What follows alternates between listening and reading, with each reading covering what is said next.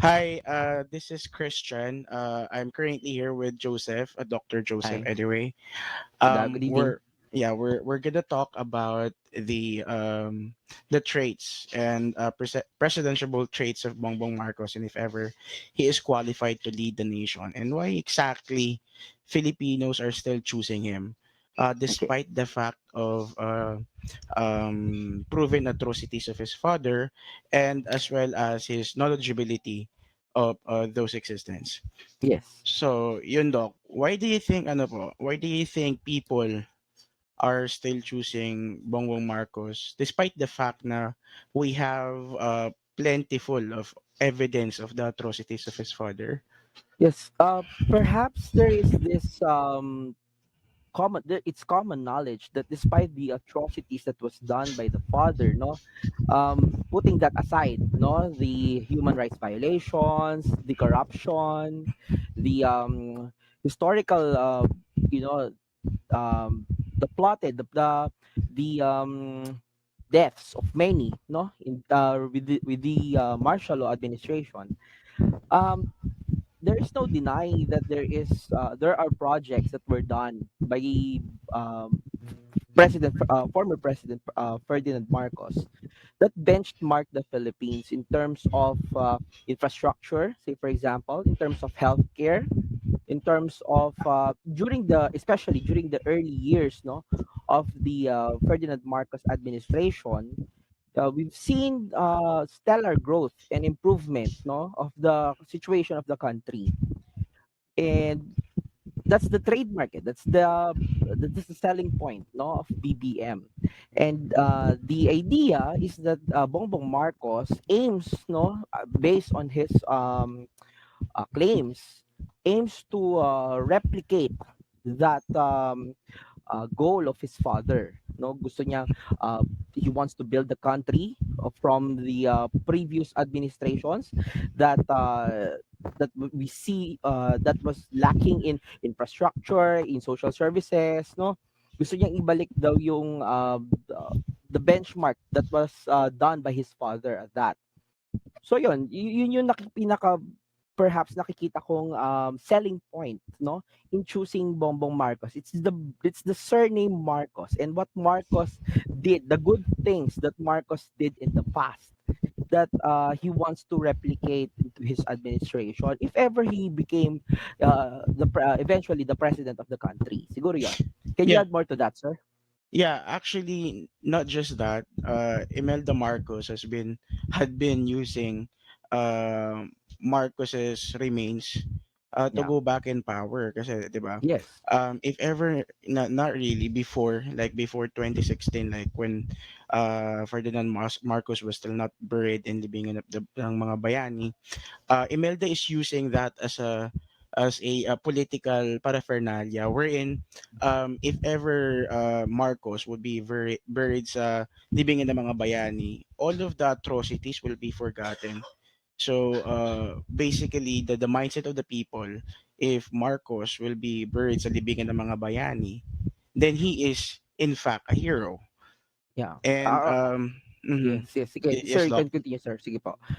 Parang they're claiming that it would acquit the father from all the atrocities, from all the corruption that he did because being interred in the libingan ng mga bayani means that that person is a hero, no? Parang ganun yung common mindset, no? Yeah, But the uh, preconceived idea nila.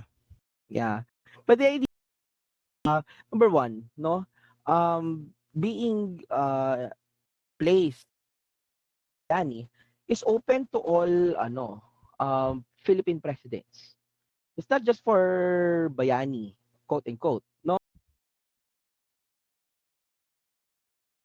placed in the libingan ng mga bayani that the person is indeed a hero. It is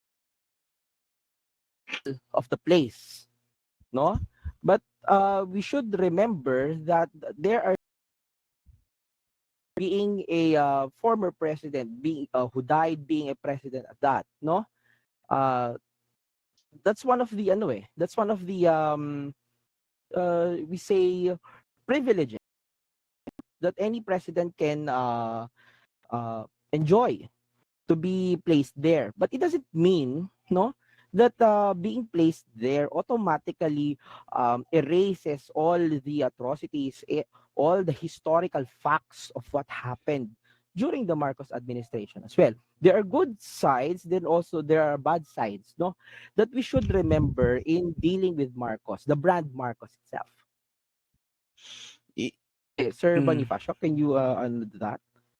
Yeah, actually, when it was written, the court decision was actually written by Associate Justice Peralta, Right. and the only reason he had there was Marcos was a aside from being president, he was a war hero.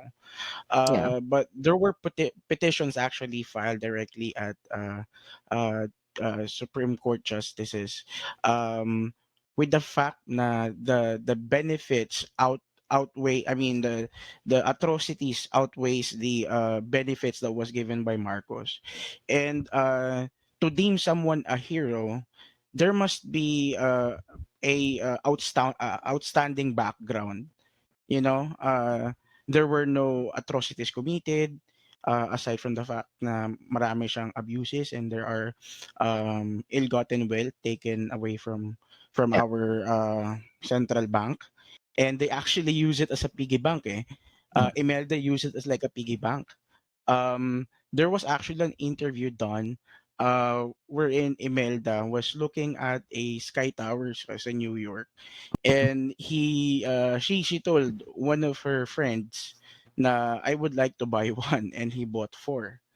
And Yes. imagine, that's why we have a term of edifice complex, namely after her.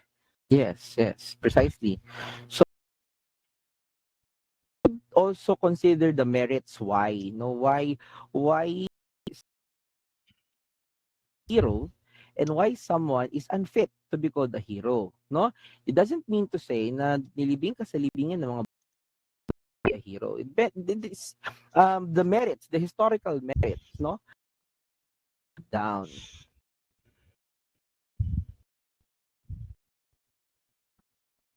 Sir Mhm. Bonifacio? Yes. To add something, different from that. Mm, I just would like to put it into context. Now, once we hire another Marcos, there are a lot of things na he can commit. mm, There would be new Supreme Court justice that will be assigned, associate justice that will be assigned, yes. ombudsman that will be assigned, special courts justices that will be assigned, Yes. and all of those can be taken into Yes. advantage. What do I mean about that? Once any of the Marcos will be elected, the frozen accounts in Switzerland will be automatically unfrozen Yeah. without any Ken, valid reason why. Yeah. we don't want to ano to preempt everything, but we should say Ken, depending on the court decision, no, it can they can really outturn, no, yung previous rulings, previous court decisions, previous what you call seizures and forfeitures Mm-mm. that were done. Tama, I agree with you, Sir Boniface, with that. That is actually correct, and Mm, he can create an executive order to even overturn that mm, any previous decision. And there was actually, I think it was a interview with Tony Gonzaga when he said na he would revise the books mm, wherein his father was a bad guy. mm, I mean, imagine that mm, the next generation will be confused knowing the fact na it was revised multiple times, you know. yes. Um, it was revised nung during Marcos regime, making his name beautiful, Mm, and then it was revised again because it was called unfit. It was called void or null. mm, So during the Aquino storm, it was revised according to the court's decision. mm, Kasi we have Supreme Court's recognition to these atrocities mm, na people can definitely divulge themselves in. yes. So it was revised. And if we're going to revise it again, it will be totally against the grain. Kasi Yes, talk agree. it will be against the court's decision. It will be against the United States decision. Um, Kaya sasabihin nila na bakit nung New York trial, yung trial of the century, they were found not guilty. Mm, I just would like everyone to know mm. that the trial back then was for racketeering. It was United States Yes. interest. Mm, It was not Philippines interest. We didn't have any what do you call this, representative there to yes. defend our interest. Mm, And during the interview of one of the juries mm, on the trial of the century, it was told na the case was not really complete. It mm, was a weak case, mm. and it was for racketeering. Yes. So it was not for stealing money from the Philippines. And why wouldn't you even bring that up Mm, in any form of debate? Kasi mm. it's not our interest. It's the interest of The United States, I States, okay. guess. Siguro, just to supplement that, no, for the context of many people who aren't that familiar with the case, no, it's like you have a case here in the country in the Philippines, but because I if I have something that I admire with Marcos, Ferdinand Marcos, is that he's a good lawyer, perhaps, no, he's a good lawyer, and he knows that when he changes the situation, when he changes the setting of the case, no, the facts would favor him because the case would weaken. Siyempre hindi niya lalabanan ng case here in the Philippines, 'no? Kasi lahat ng mga witnesses andito. Lahat ng mga na-victimize nandito sa Pilipinas. And all of those people, no, most of those people are not privileged, not that capable, no, at the time to go to United States of the America para to fight for their causes, to fight for that case, no? So he knew about that. So he changed the situation, he changed the venue, no? And went to Hawaii and he fought the case there. So ang idea doon is that I encourage everyone, no, to read the fine lines of the case, no. You read the merits of the case. Ano ba yung tungkol saan ba yung what we're saying here is alamin natin yung facts of the case. Bakit natalo? Bakit sinabing kulang sa ebidensya, no? This is a technicality of law that everyone should appreciate, no? Hindi porket natalo yung kaso, it yes, illegal wise, no, yun ay vindictive of that person involved. However, you can win or lose a case just by mere technicality, no. It doesn't guarantee that that person is really not the perpetrator or wala talaga siyang crime na ginawa. Good lawyers use technicalities of the law to evade, no, yung ating mga court cases. And despite those cases, meron din mga naipanalo. It is also noteworthy to say na may naipanalong kaso, may na forfeiture, may na seizure yung PCGG na mga assets, no, from the Marcoses. To coin the commentaries of the former Chief Justice Sereno, parang sinabi niya when he was interviewed or when he was asked for an opinion or a comment regarding the cases of Marcos, wala ka nga naman makukuha, wala ka mafo-forfeiture na mga assets, no? Kung wala naman talaga siyang assets na mailalabas. Kung wala kang assets na maisa-cite, wala kang assets na makukuha from them. So we should also take into consideration all of those things as well. Yeah. Yeah, and look, aside from that, there are actually banks Yes. in Switzerland and Liechtenstein wherein they do not respond to subpoena, and PCGG is having hard time redeeming all of the amounts na they amassed Mm, during the regime. So what's going on? Ang ginawa ng PCGG, they freeze the account even though the Swiss banks and Liechtenstein banks does not respond to subpoena. So yes. we're still waiting for almost, A kasi day. yung alas ni Imelda, they already appreciated yung mga ari-arian niya sa New York, sa United States, The nag-appreciate na. mm, So meaning to say mas tumaas na yung value value. niya if we, yeah, Yes. if we sell them out. However, if they're still fighting it. The Mm. Marcoses are fighting the cases, Yes. 'di ba? And the Filipinos don't see the fact na alam na natin for the fact na yung mga Marcoses nagnakaw. And here is the Filipino people or the government trying to redeem it back because it's our money. We paid for that. Mm. And the Marcoses are still fighting for it.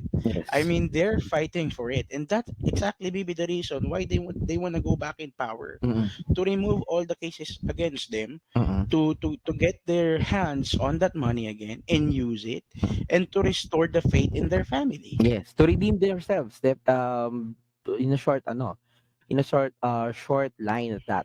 Gusto nilang bawiin or gusto nilang ibahin, no? Yung scenario again. For of course, for their favor.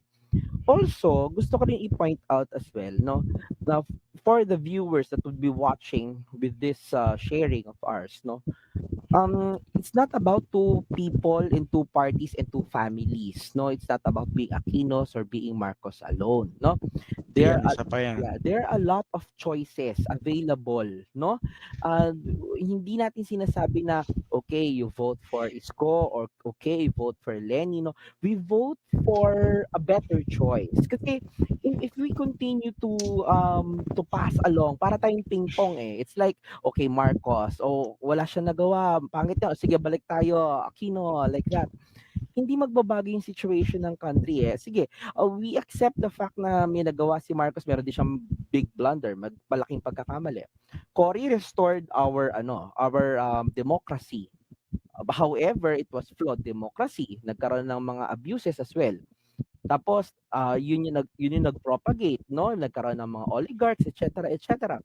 Okay, so alam na natin there are two sides of the coin at that situation. So again, no, my personal assessment to that is that we break the cycle already.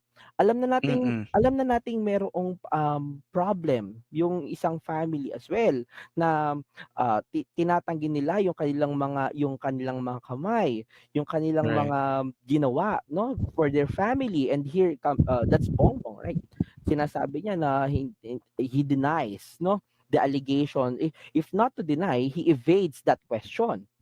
So might as well Mm-mm. okay, you vote for another person.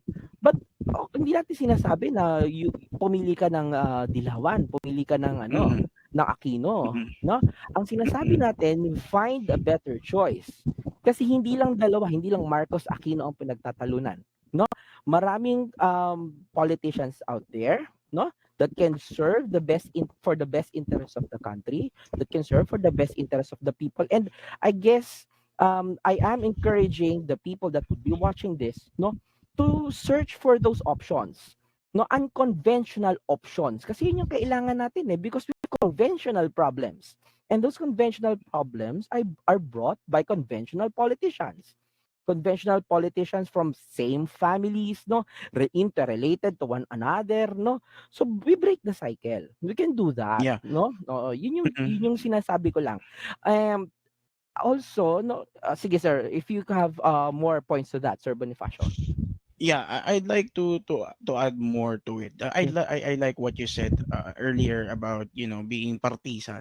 I actually always recommend to people to be a non-partisan. Be Yes. pro Filipino. Yes. We're all in this together. Mm. Kasi if we voted for someone na hindi pala karapat dapat, Mm. the impact would be on us, not Yes. on them. Yes, I 'Di agree. ba?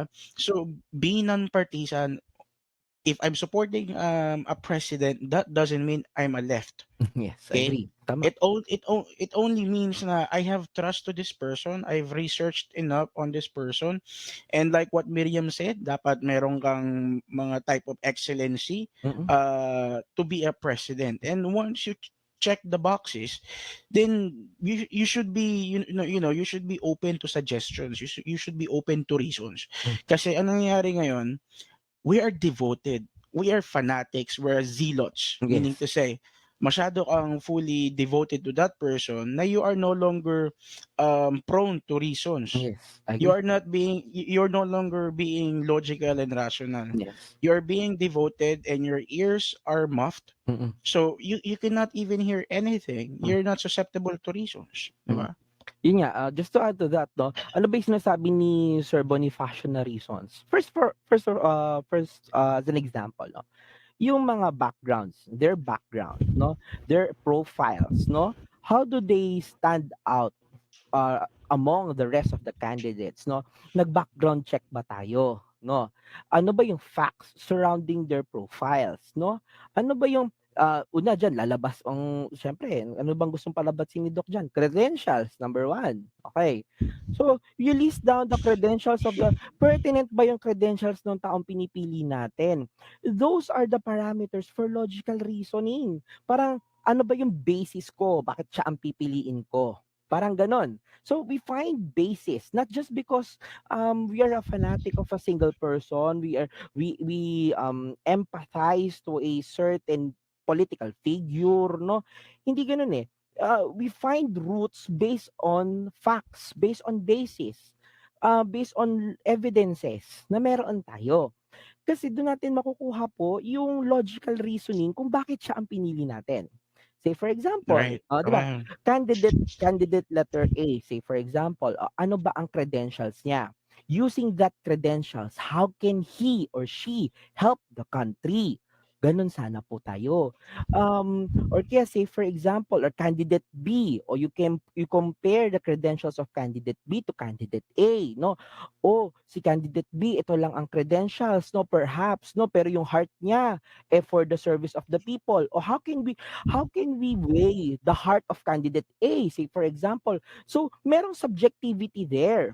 So, you must also find the good or sweet spot between something objective, which is on paper, like say for example a credential or a resume or a curriculum vitae on paper versus something subjective na nakaka-relate ako sa kanya, tingin ko mukha siyang mabuti kasi Mhm. just to point out this fact, no, any person can appear good, any person kapag may kailangan sila, any person can appear good, pleasing, or say for example uh uh parang heart ano siya, welcoming to people.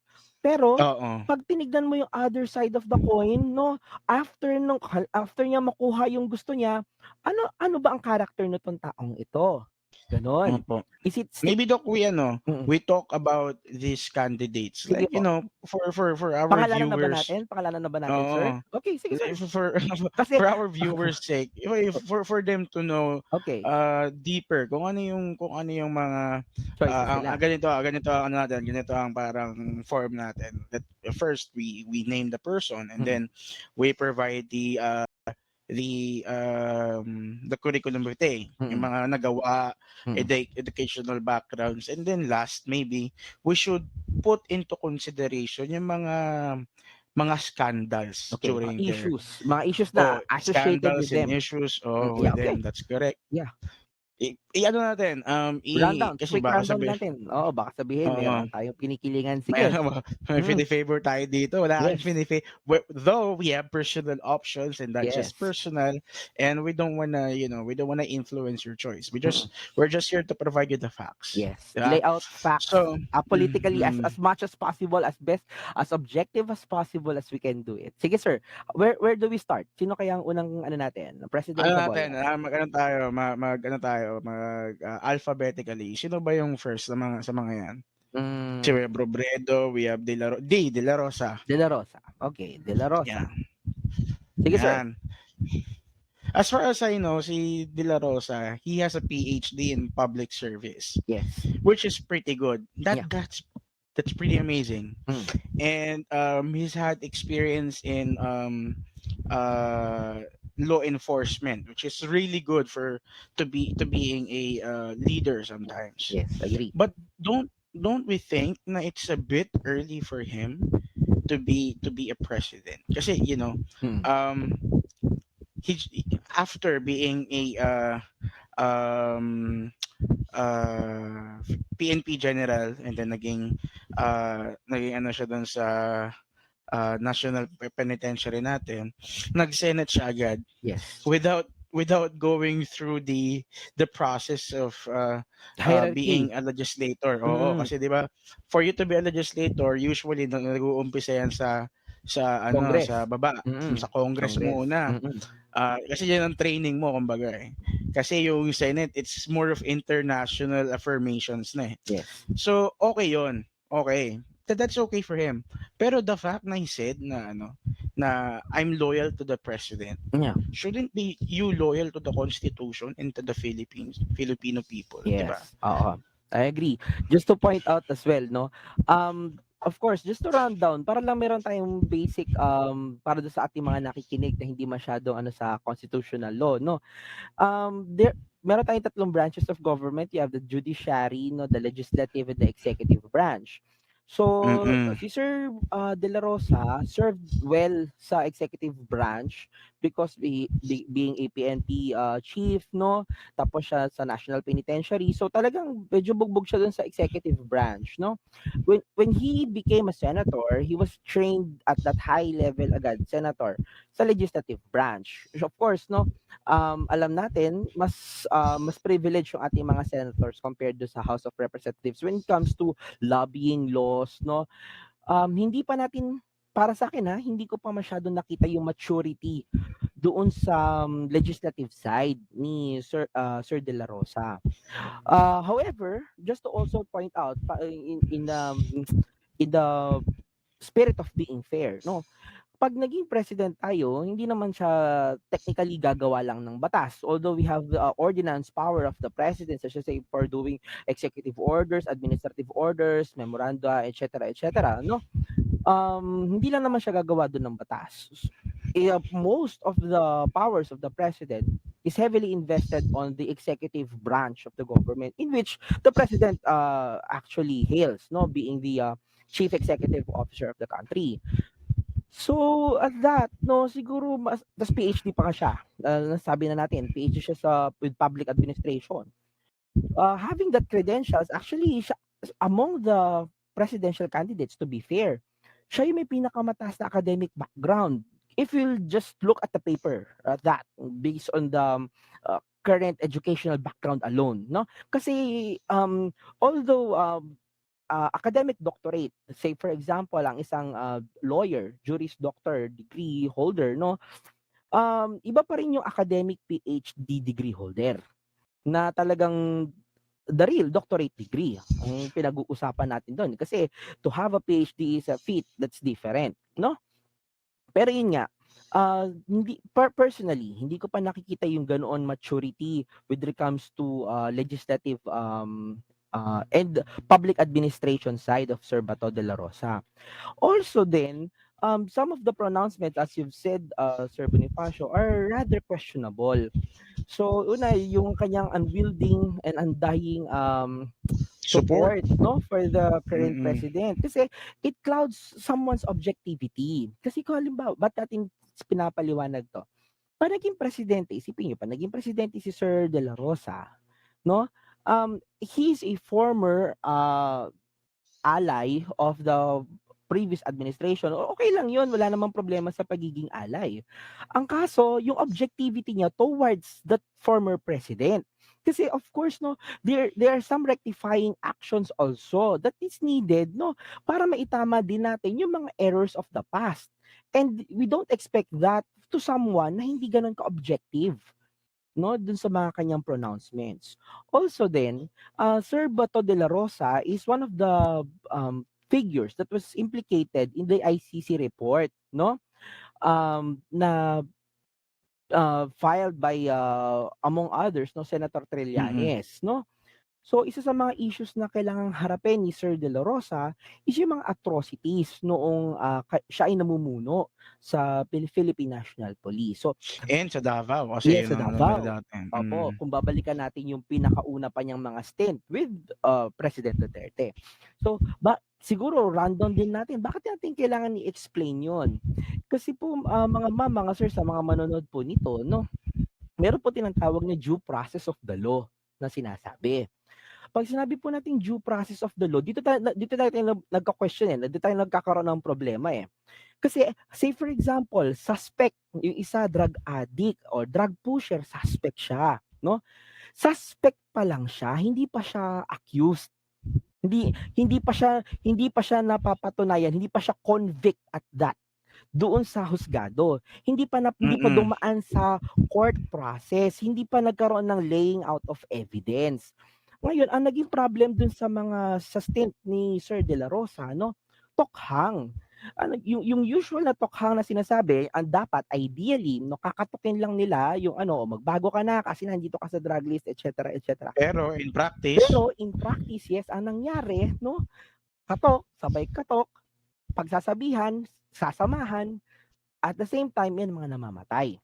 Okey, ah, tapos puwedeng sabihin sa'tin, "Eh, bakit, eh, drug pusher naman talaga siya, eh, ano naman siya, eh." Tatandaan natin ang terms, suspect pa lang sila, inaakusahan pa lang sila na mm. drug Tsaka pusher. Yes, sir, sige tsaka po. Dok, that's the very bad misconception about being in jail, you know. Yes, Kapag nasa bilangguan ka, that doesn't mean na you are already guilty of what is yes. being accused to you. Mm, You are just awaiting trial, mm, and at the same time you cannot post bail. And yes, the only person that can get out from the jail are the people na can post bail. yes. And They have hindi ibig also sabihin, also sir, dagdag ko lang, that can post bail and also that served their sentence already, na pinataw mm, ng mismong korte. Dun natin siya na nasasabing mm. ex-convict. Sige sir, sige po. Sige lang po. And yun, kasi ano, I mean, I understand that people are really sensitive to this topic kasi, Yes, you know, they just would like every addict to be dead. yes. Kasi lahat daw ng rapist, magnanakaw, and you know, all the heinous crimes are created under the influence of a drug. That's the Yan. common, Misconception. misconception, oo. Mm-mm. Oo, ta sige, we should also give some leeway to that 'no. We don't, deny 'no, that, addicts have this propensity to commit crime. Oo naman 'no, kapagka clouded or, impaired ang judgment mo dahil Stimulated. under the They are influence of yes, stimulated. Mm. under the influence of drugs 'no, they have this propensity to cause harm. We agree with that.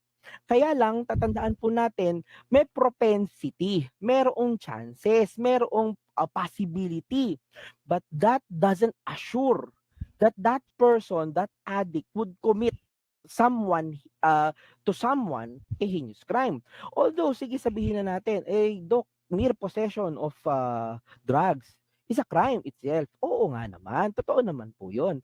Kaya lang po may karampatang parusa para po doon sa mga, crimes committed na 'yon 'no. Hindi po natin puwedeng shortcutin sana yung sistema nung justice, nung ating justice system kasi ang magiging problema po niyan kapag puro po tayo shortcut, it would create a lot of problems in our system. Kasi And po chaos and at the same chaos, yes. time. Kaya po tayo may justice system kasi inaayos natin yung sistema. Ang sistema po dapat corrective in nature, 'no? Maitatama niya yung mali and at the same time magre-restore siya ng peace and justice sa tao. Ang mangyayari po kapag patay tayo ng patay, magkakaroon po tayo ng mga vigilante groups. Magkakaroon po tayo ng mga patayan na lang, o sige, pagka kunyari ako, say for example, napagbintangan ako na may droga ako, papatayin na lang ako, gano'n na lang 'yun. Wala ng court trial, wala na akong karapatang i-defend ang aking sarili, na-implicate lang ako sa listahan na 'yan, patay agad ako. We don't want to Mm-mm. normalize that. And the problem with choosing, balik tayo sa pagiging presidentiable. So, the problem with choosing, Sir De La Rosa is that, we would normalize that kind of thinking and mentality to our society na ayaw po nating mangyari kasi meron nga po tayong tamang justice system. Mm-mm. Opo. Sige Tsaka sir. Dok, ano, you know, ang akin kasi, this is only, you know, my personal opinion, and it Okay. does not speak for other people. For me kasi, addiction is a mental illness. I Yes. mean, it really is a Yes. mental illness. It's substance and drug abuse. Mm. And not everyone, ang common misconception kasi natin, everyone using drugs are capable of doing a crime. That's not true. Mm. People are doing drugs for supplementary other reasons, Yes. not just, you know, committing crimes and Mm. whatnot.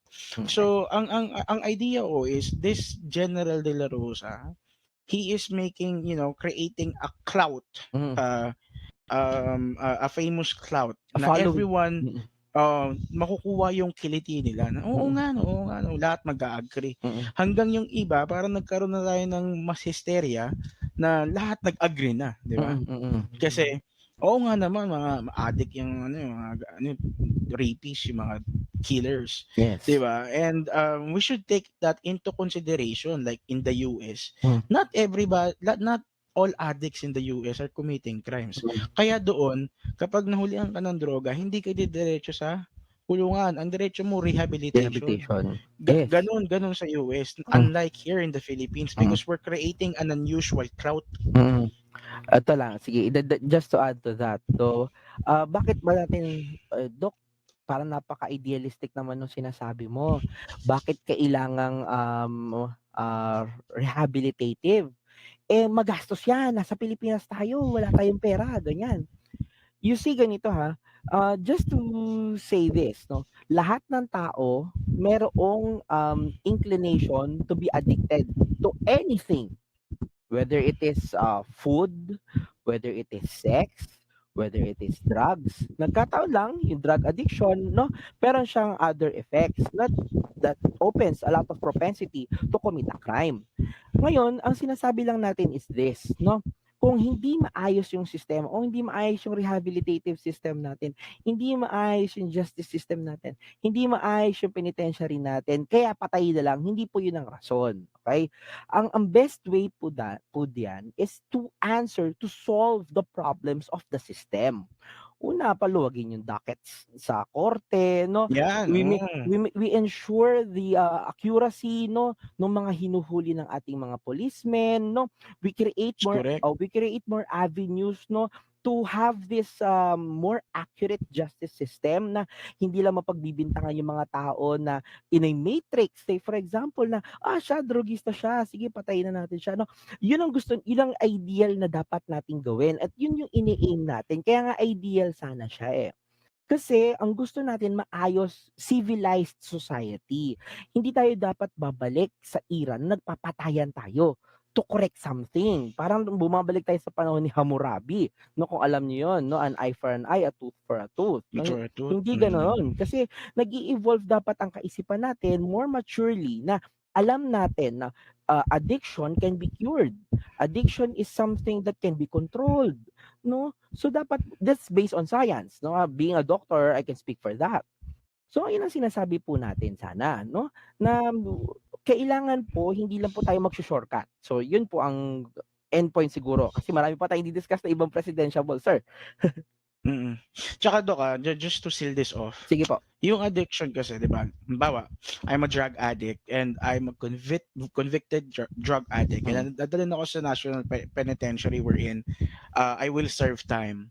And then I'm not committing any other crime, other heinous crime. I have not raped, I have not robbed anybody, I have not killed. Mm, Basically I'm just an addict. mm. Basically I have a mental illness wherein I abuse drugs and substance. Then for me to be mixed with this Population heinous na kung nag-commit a heinous crime. Yes. 'di ba? And then there are no programs for them. There are no rehabilitation programs for them. They will just serve time and then once they're done they go out without any programs.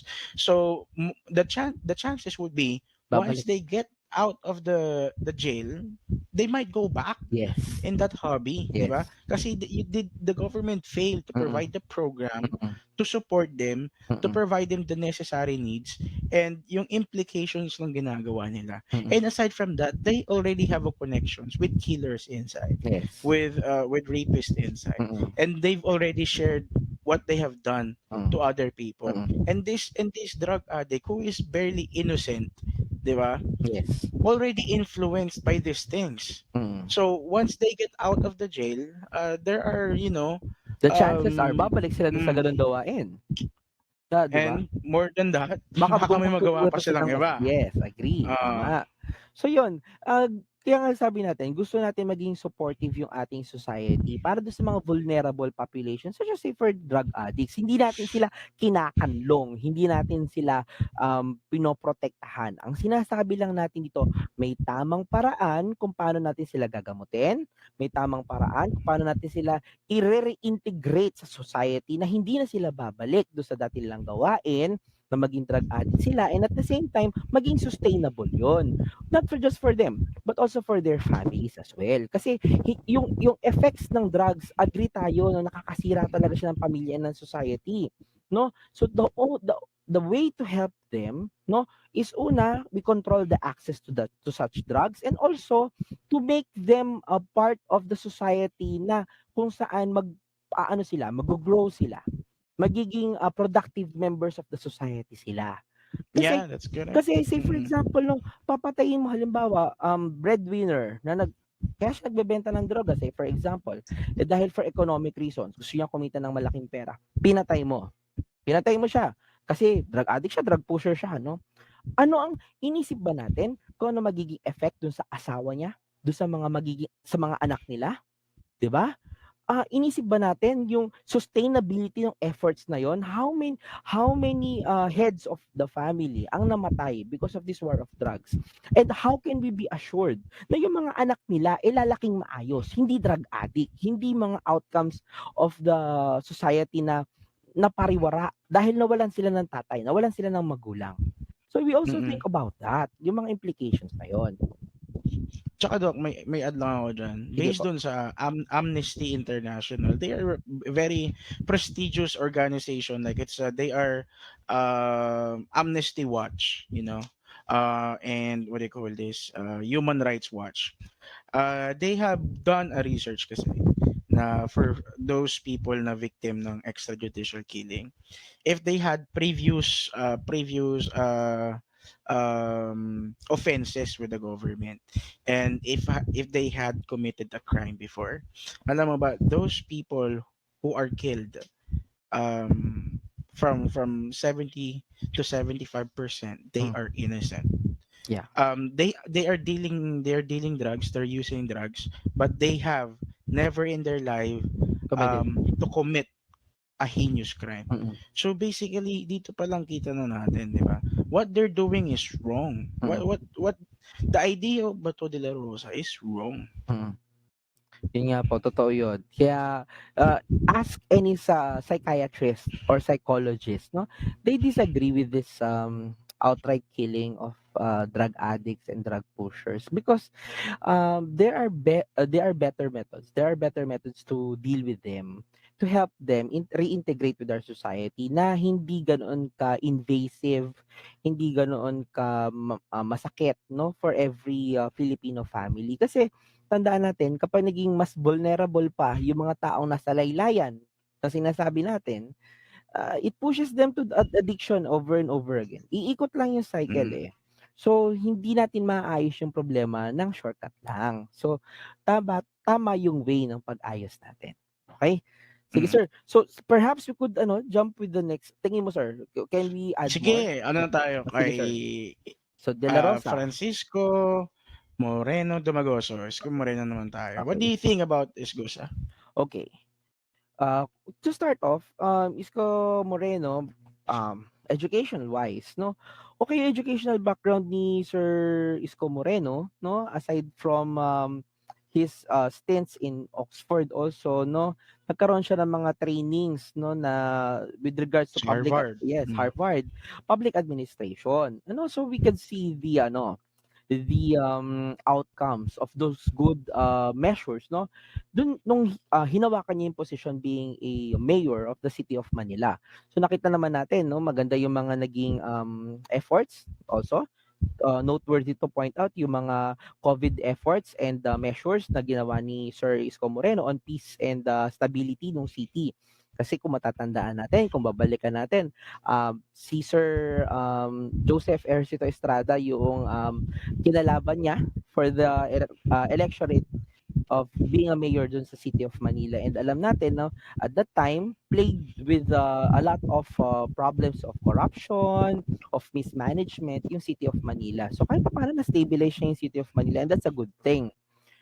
However, also to point out, no, may good points ka pong mapo-point out before we go to the other points po, Sir Bonifacio, sir? Well, I guess what you said is a very good point. Na he had done good efforts in terms of Yes. pandemic response, but we have to take into consideration that when he was a vice president and without this call for him to run for presidency, Mm. he had done nothing. Yeah. Let Mm. let's take that into consideration. Maybe, and it's just me. I don't know about you, diba? Mm. Maybe he's doing it because there's already a call for him to be a president. Meaning to say, he already Naghahanda na. has financiers. Meron nang nagtutok sa kanya na ganito, Mm. ganyan, ganito, ganyan. And this Ah, kind of people, Sir is Bonifacio, really dangerous. sir, just to interject, we don't want to preempt, we don't want to cloud anyone's thought about Sir Isko Moreno. Sabi ko, we're just laying out facts. So this is just to offer a perspective or a purview as to the Mm-mm. intention of, perhaps, probable intention of Sir Moreno of doing such to the city of Manila. Sige sir, can you please, ano po? Because that's really questionable, di ba? Halimbawa, parang you are doing nothing right now and then may dumating, yung mother mo dumating, may dalang maraming pasalubong. And then Mm, bigla kang nagluto ng masarap ng pagkain, naghugas ka, mm, naglinis ka ng bahay. You're doing that kasi para mabigyan ka ng pasalubong ng nanay mo. mm, So you're doing an action to promise yourself that there's a fruit after that. mm, Ganon, parang may mapakikinabangan ka after that action, and that's really a bad thing. mm, And I don't know for sure if it's something na he is doing, but seeing the time frame na when he was a vice mayor, like a butterfly from different parties mm. to different parties, Yes. and then right now because of the call of being president, tsaka siya nagpapansin. And I just would also like to let everyone know na Isko Moreno has pending corruption cases. Yes. Also. Pending the court, tama. Also, so nag-touch na tayo sa mga salient points, so to the other side of the coin, sige.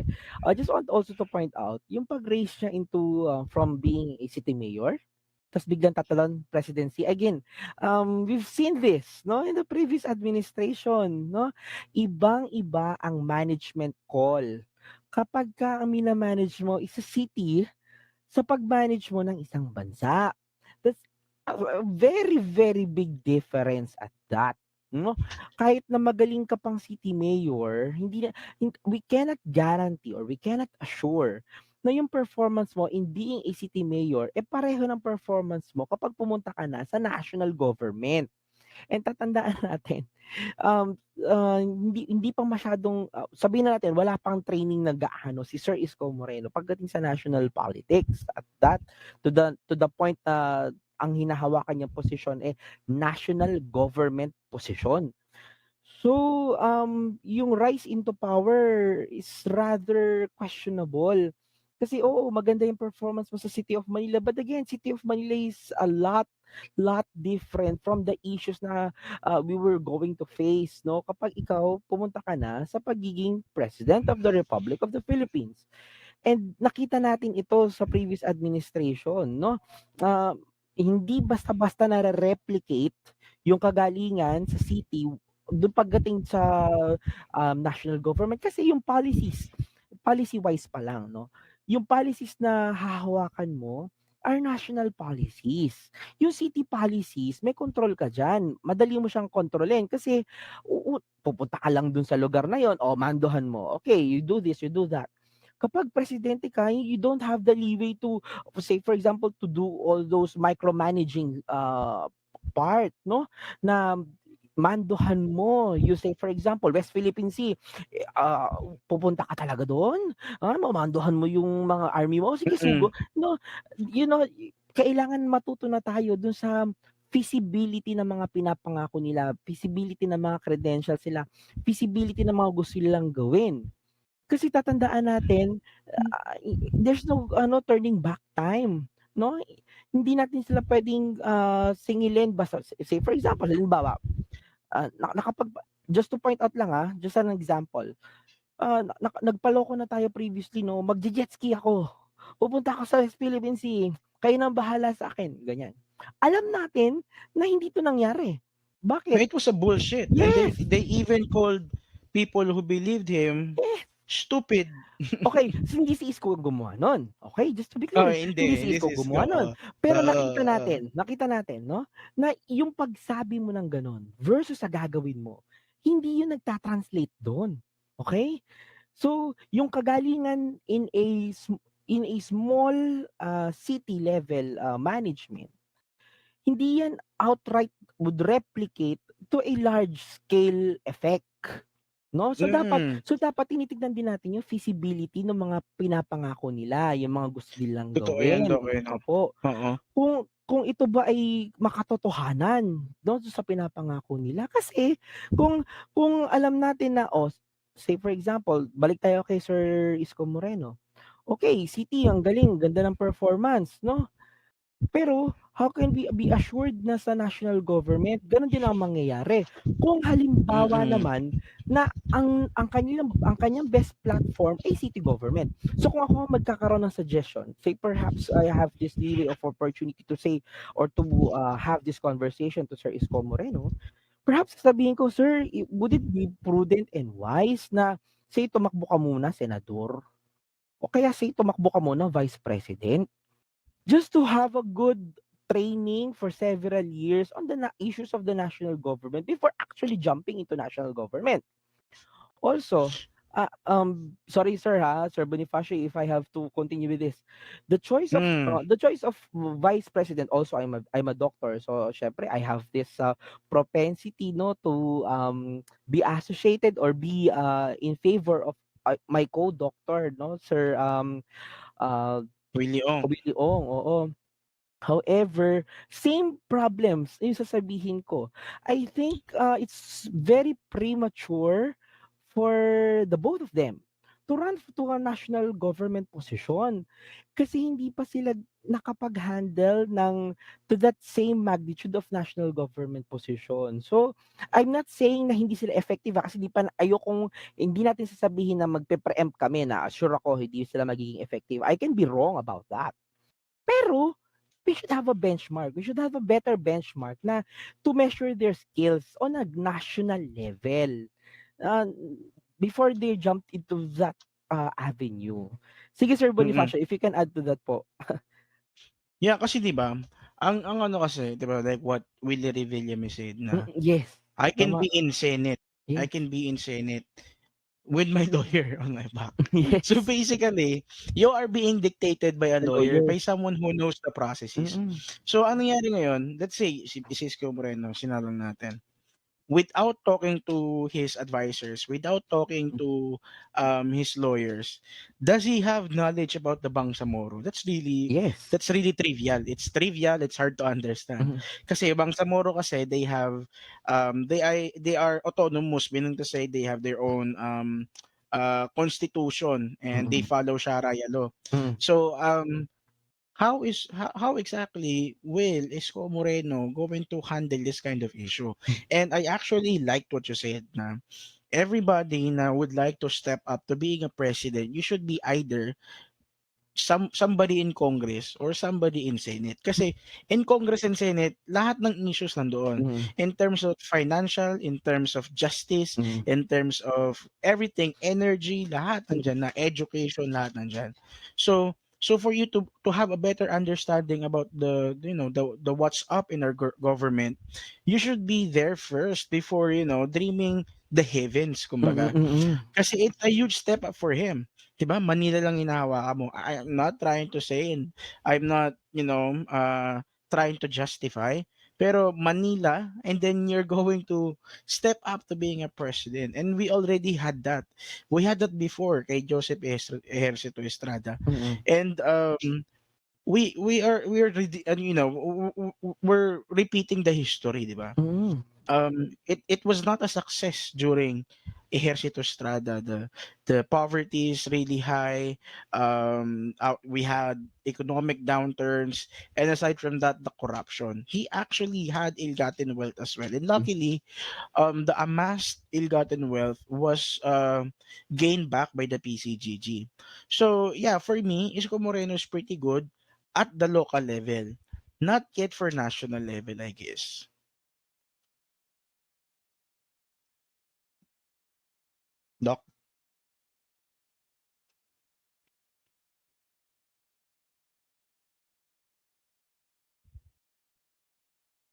February ba po? Yeah, yan na. Sa ano, kay Isko Moreno. Well, guys, I'm so Okay. sorry na we had to take a little break due to Yes. technical issues, but everything is Connectivity, okay yes. na.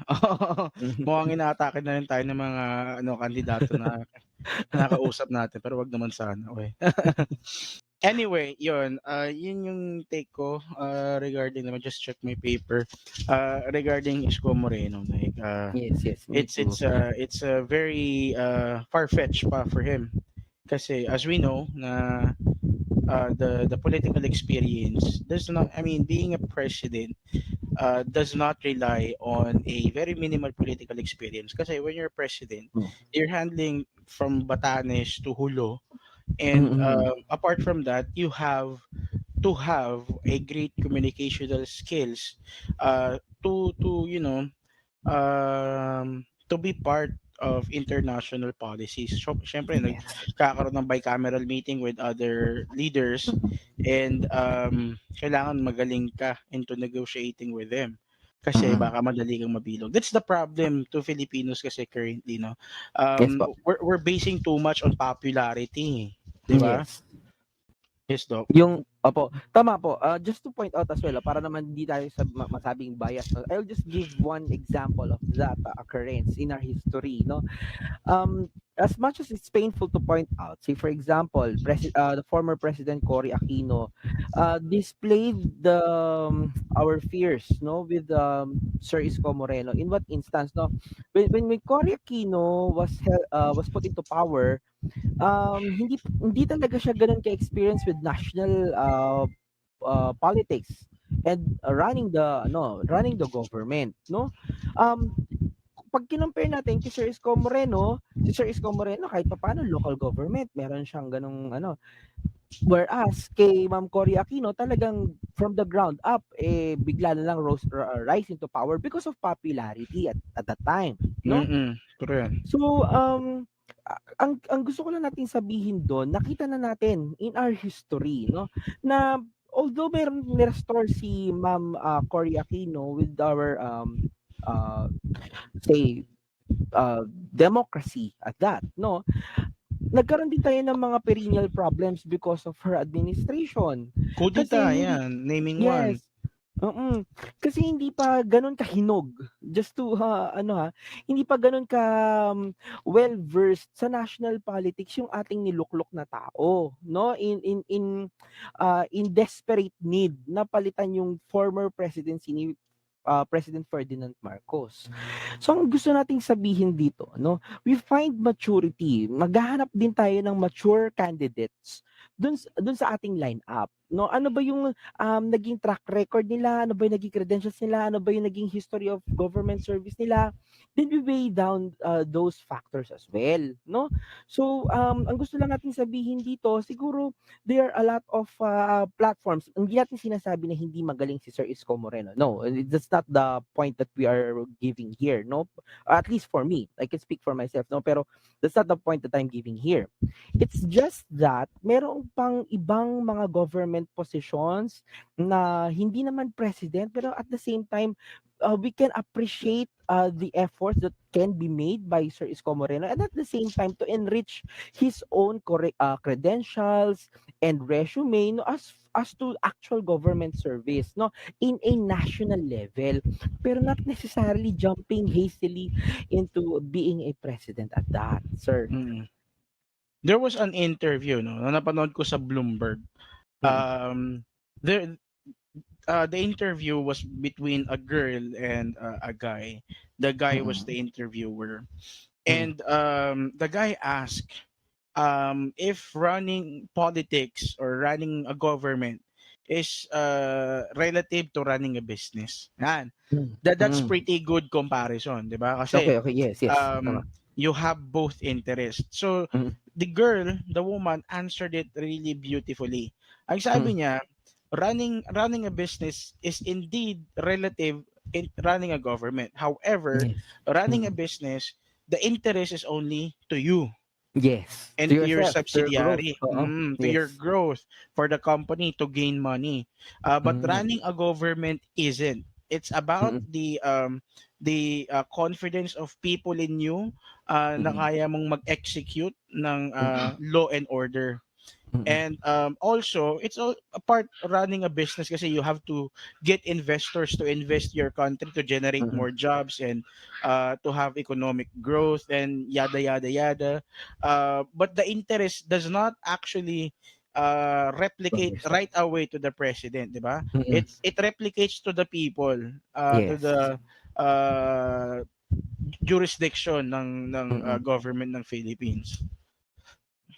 So kumbaga palabas 'no, kapagka Mm-mm. government service na pinag-uusapan natin, ang implications nito, as much as we want to implicate the, growth to the president itself 'no, ang outcome nito more likely sa tao, palabas 'no. Kapag nag-aano ka ng business, o siyempre yung capital mo, naggo-grow mo nag-e-earn ka 'no, papasok yung ano mo. So kailangan tignan din natin yung sustainability and track record nung magha-handle nung isang malaking entity. Mm. Like into a company, but to the country itself. So yun din ang So, titignan at kailangan natin balansehin dun. so what do you think, Doc? Your conclusion about Isko Moreno, about everything that we talked about tonight. Hmm, I would like to hear your conclusions. Like, okey po, let's try to like generalize na everything that we talked okey. about into a conclusion. What do you think? Okay. Sir Isko Moreno is a good leader. For me ha, you can just quote me on that. Pero it's not doesn't represent the statement of this group or to where this will be posted. No? But as for me, no, Sir Isko Moreno is a good leader, local leader. However, Sir Isko Moreno needs more time to be trained and also to be well versed for the national issues of the national government. So perhaps as a suggestion siguro, Sir Isko Moreno is fitting, for me ha, to be a senator or for the presidency at this moment. But however, falls short no for a credential running for in being a president at that at least for my own expectations no. Alam natin na yung credentials ng pagiging presidente is just basic, able to read and write, no, etc etc. However, we need a better leader. We should seek a better leader than sir, I sadly. Yeah. Well, that I mean, my conclusions naman, my conclusion, therefore, I think Isko Moreno is a leader, pero does not necessarily equate to being a good leader. Just for my point, kasi there are cases against him, and one case against a person can define Speaks. exactly how he is as a leader. If Yes. it doesn't mean if he is convicted or not. If there is a substantial evidence against him, in a white paper, if you put a block dot there, the only thing that you Napapansin. would see is the block dot. Yes, I So agree. that's really true kasi there could be people na affected by these doings. So Mm, for me, he is a leader, effective leader. That's my point. He is an effective leader in a way na he was able to manage Manila pretty well during his regime as a Manila mayor. But yes, yes. his dream of heavens to be the president is far fetched. It's Mm, too early for him. It's like mm, it's like you're cooking a barely grown what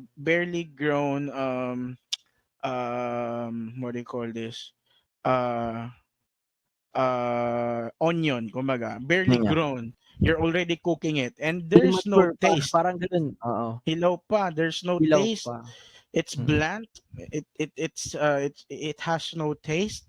It does not serve well. Yun. mm, So he will be bombarded with a lot of issues going on, and I don't think na yung issues na he had from being a Manila mayor, that's exactly different to the issues he would be receiving when he gets to be a president. There are international affairs, domestic mm, affairs, defense, the West mm, Philippine Sea, a lot of mm. things.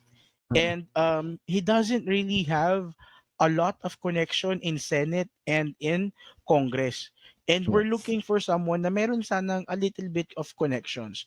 Kasi kung Yes. wala silang connection sa Congress and sa Senate, lahat ng mga planano nila during the campaign, I promise you na tatapusin ko yung endo, I promise you na ganito ganyan. Sinong gagawa nun kung wala kang connection sa Congress and Senate? 'Di ba? Yes, I You, agree. you Agree, can agree, yes. you cannot really sign EO or executive order or PD, presidential decree, about this kasi it will be challenged in Supreme Court, the legality of this and if it's constitutional. Well, I guess if Isko Moreno doesn't have any connections to the lower and upper house, yung pinapromise niya sa atin ngayon, it will go, we don't know where exactly it's going to go. Mm, Pero we're just pretty sure na it might not happen because of lack of connection. mm. Yun nga. So, just to clarify lang yung sinasabi ni Sir Crane, no? Yung sinasabing connection is built on years of national politics. Yes, Dun mo nakukuha yung say for example connection to another local government leader or say for example to another local leader at that, no? Kasi yung reach niya malaki. And you only get that if you have exposure to the national government scenario or arena at that. Eh kaya nga lang, si Sir Isko Moreno, while being a good leader at the local level, no, this is the first time nasasampa siya sa national level. So, ang fear natin, hindi pa sapat yung kanya, hindi pang, yung cloud niya, eh, hindi pa sapat para to support his policies at that. Mahirap pasunurin yung Congress at yung Senate kung nakita nila na, "Oh, nauna pa ako diyan, ang tagal-tagal ko ng say for example nasa Senado or nasa Congress." Tapos siya biglang tumalon dahil sikat lang, naging 'di presidente ba? na. Paano mo Exactly. mapapasunod yun? Paano mo sila mapapasunod? So, Tsaka Doc, let's yeah. cite Mm, Gloria Macapagal Arroyo na lang, mm. Um, Gloria Macapagal or Gloria is a genius in terms of economy. Yes. He is an Mm, economist. He has doctorate in economics, and she is pretty good at it. She had a lot of connection in way back nung congresswoman pa siya. Kasi mm. bago siya nag-level up, nag-deputy congresswoman siya and then nag-senate. So For marami siyang Pampanga, right? For oo, Pampanga. oo. And marami siyang connections. Kaya nung nagkaroon siya ng mga suggestions like legislative suggestions, naipasa niya yun. Nai-debate yan sa lower and Mm, upper Congress kasi meron siyang mga connections. This mm, connections is not bad. It's actually mm, good. Kasi mm. kung ano yung pinangako mo during your campaign, ang tutulong sa iyo diyan yung mga tao sa lower Congress. and upper Congress, 'di ba? Kung Yes, kung wala yes. kung wala ka nun, kung wala kang connections doon, paano magagawa Fragile. yung mga oo, yung mga pinangako mo, 'di ba? Which Tama, is tama. it's gonna be blunt, it's going to be stagnant, it's not gonna Mm, work without mm. those things. So Yes.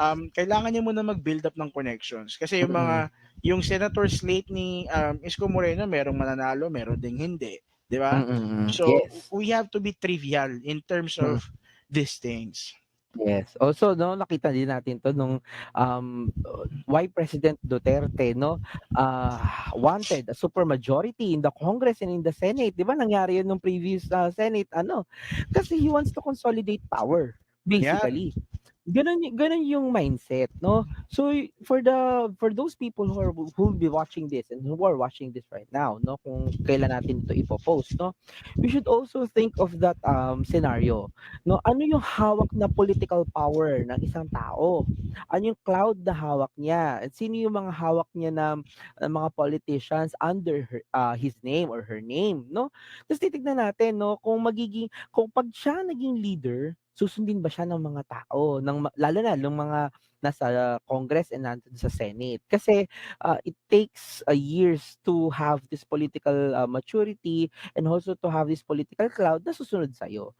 Yun, so I guess that's the bottom line of, to Isko Moreno, if you can Yeah, add anything to that, sir, no? let's switch na. We've Sige talked sir, too sige much sir. about him. Sino na next? Kasi we Ah, have Dumagoso. si So Sir I ano, ma Bongbong Marcos, Marcos. Gusto ko oo. mahaba-haba to. Mga isang Again, oras oo, siguro to. again. Oh, sige. Mukhang mag-iisang oras tayo dito kay Bongbong, ano? Oo. Okay, sir. Sige, ano na lang, start na lang, sir, kung saan ano mo, for Well, BBM.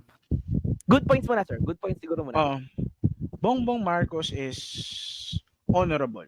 Honorable, syempre, kasi he has served legislative and executive. And As experience-wise. as far as I Mm. know, he has an experience in doing those things. Though, yung kanyang track record is not as good as what people expect. You know, Yes, um, yes.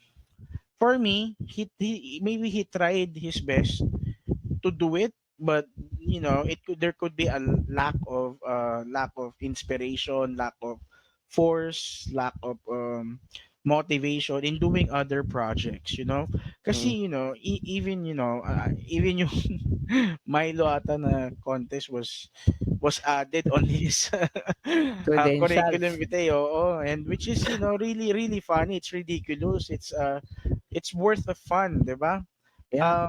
Pero for me, Bongbong Marcos has his ways Mm. to serve to people, but the bad things outweighs the Late. good things kasi, 'di ba? And Mm. that's pretty bad. That's pretty bad. So we have to talk about all of those things for people Mm. to consider then. Okay. Tama, sir. Siguro, sige, we will start with first with the good things, no? Of course, the brand. Yun muna, yun talaga yung ano, glaring dun eh. Para siyang ano eh, sasakyan. 'Pag Mm-mm. tinignan mo yung sasakyan, BMW, o gano'n. 'Pag Marcos, o gano'n. Talagang may pangalan, mayroong May apelyido, may brand na may takot dinadala. at may May kasamang takot, takot. oo. May brand na dinadala. Kumpara dun sa ibang brand na medyo bago-bago, yung iba hindi galing from the political family, siya Marcos. Talagang Mm-mm. brand-wise, he came from a very political family, at talagang yun yung kanilang cream of the crop, their business, no? Say their enterprise to enter into politics, gano'n.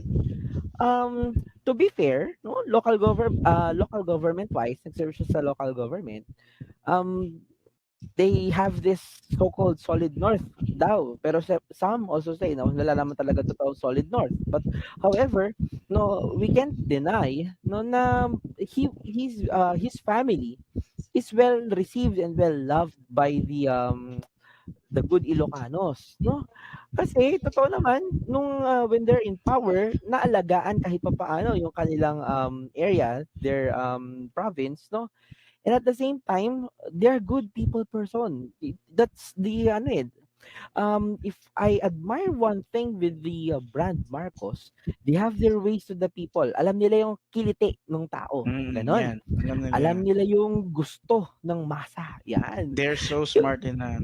Oo, talagang kumbaga sa manliligaw, sila yung sweet talker. Ang galing nung ano eh, ang galing lang magkiliti, no, mag-arouse, no, ng hearts ng people.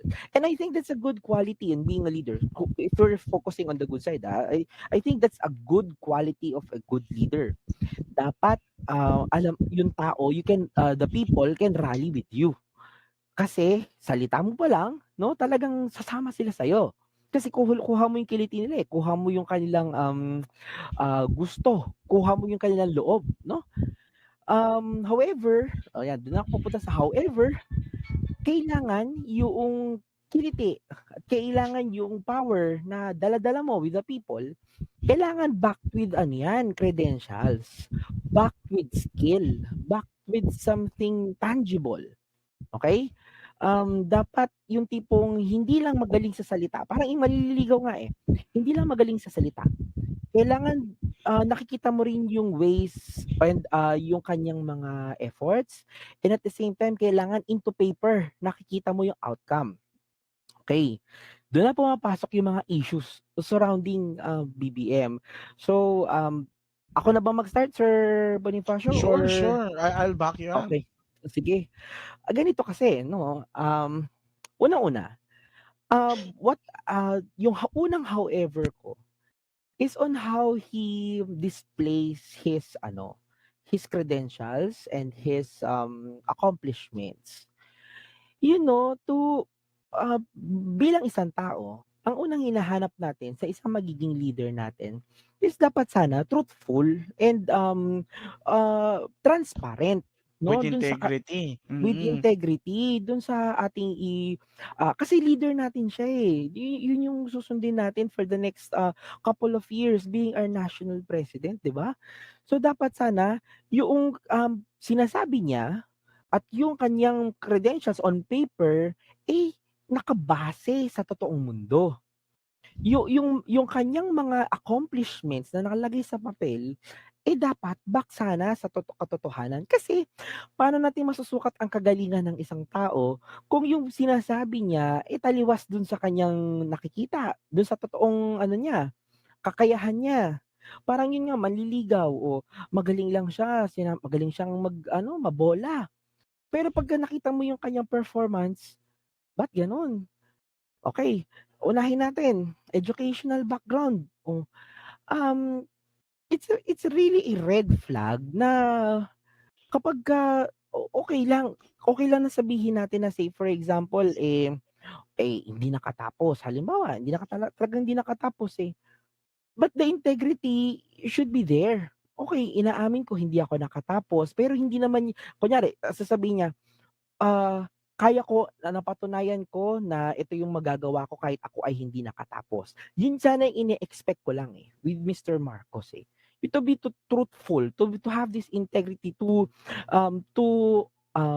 fight against all odds and to, come clean 'no, dun sa kanyang mga dun sa kanyang references. Ang problema 'no, um napaka-fragile nung ano, eh, nung kanyang mga claims, eh. Kapag na-verify, na fact check, hindi tumatama, hindi nag-a-appear bilang, katotohanan. So dun tayo magkakaroon ng problema, sa mga nanonood ano. Hindi ko po sinisiraan si Mr. Marcos, to be clear. I'm just pointing out something, a red flag, a big red flag of someone who wants to become our leader at that, 'no? Una dapat honest, kasi ang government service dapat naka-hinge yan sa honesty and integrity, unang-una. Eh, pagka gano'n ang nangyayari sa atin, hindi mo na malalaman kung anong totoo at anong hindi. Hindi mo malalaman yung kakayahan at hindi kakayahan ng isang tao. Kasi, hindi hindi ma-back up yung kanyang kini-claim, 'no? That's one problem. Second, una, integrity, red flag. Pangalawa, also dun sa pag-admit niya nung sa mga siyempre alam natin yung brand, para sabi nga natin BMW of the political scene 'no, may brand. Pero walang walang pagtanggap dun sa mga naging, happenings or atrocities of the historical, part of the Marcoses.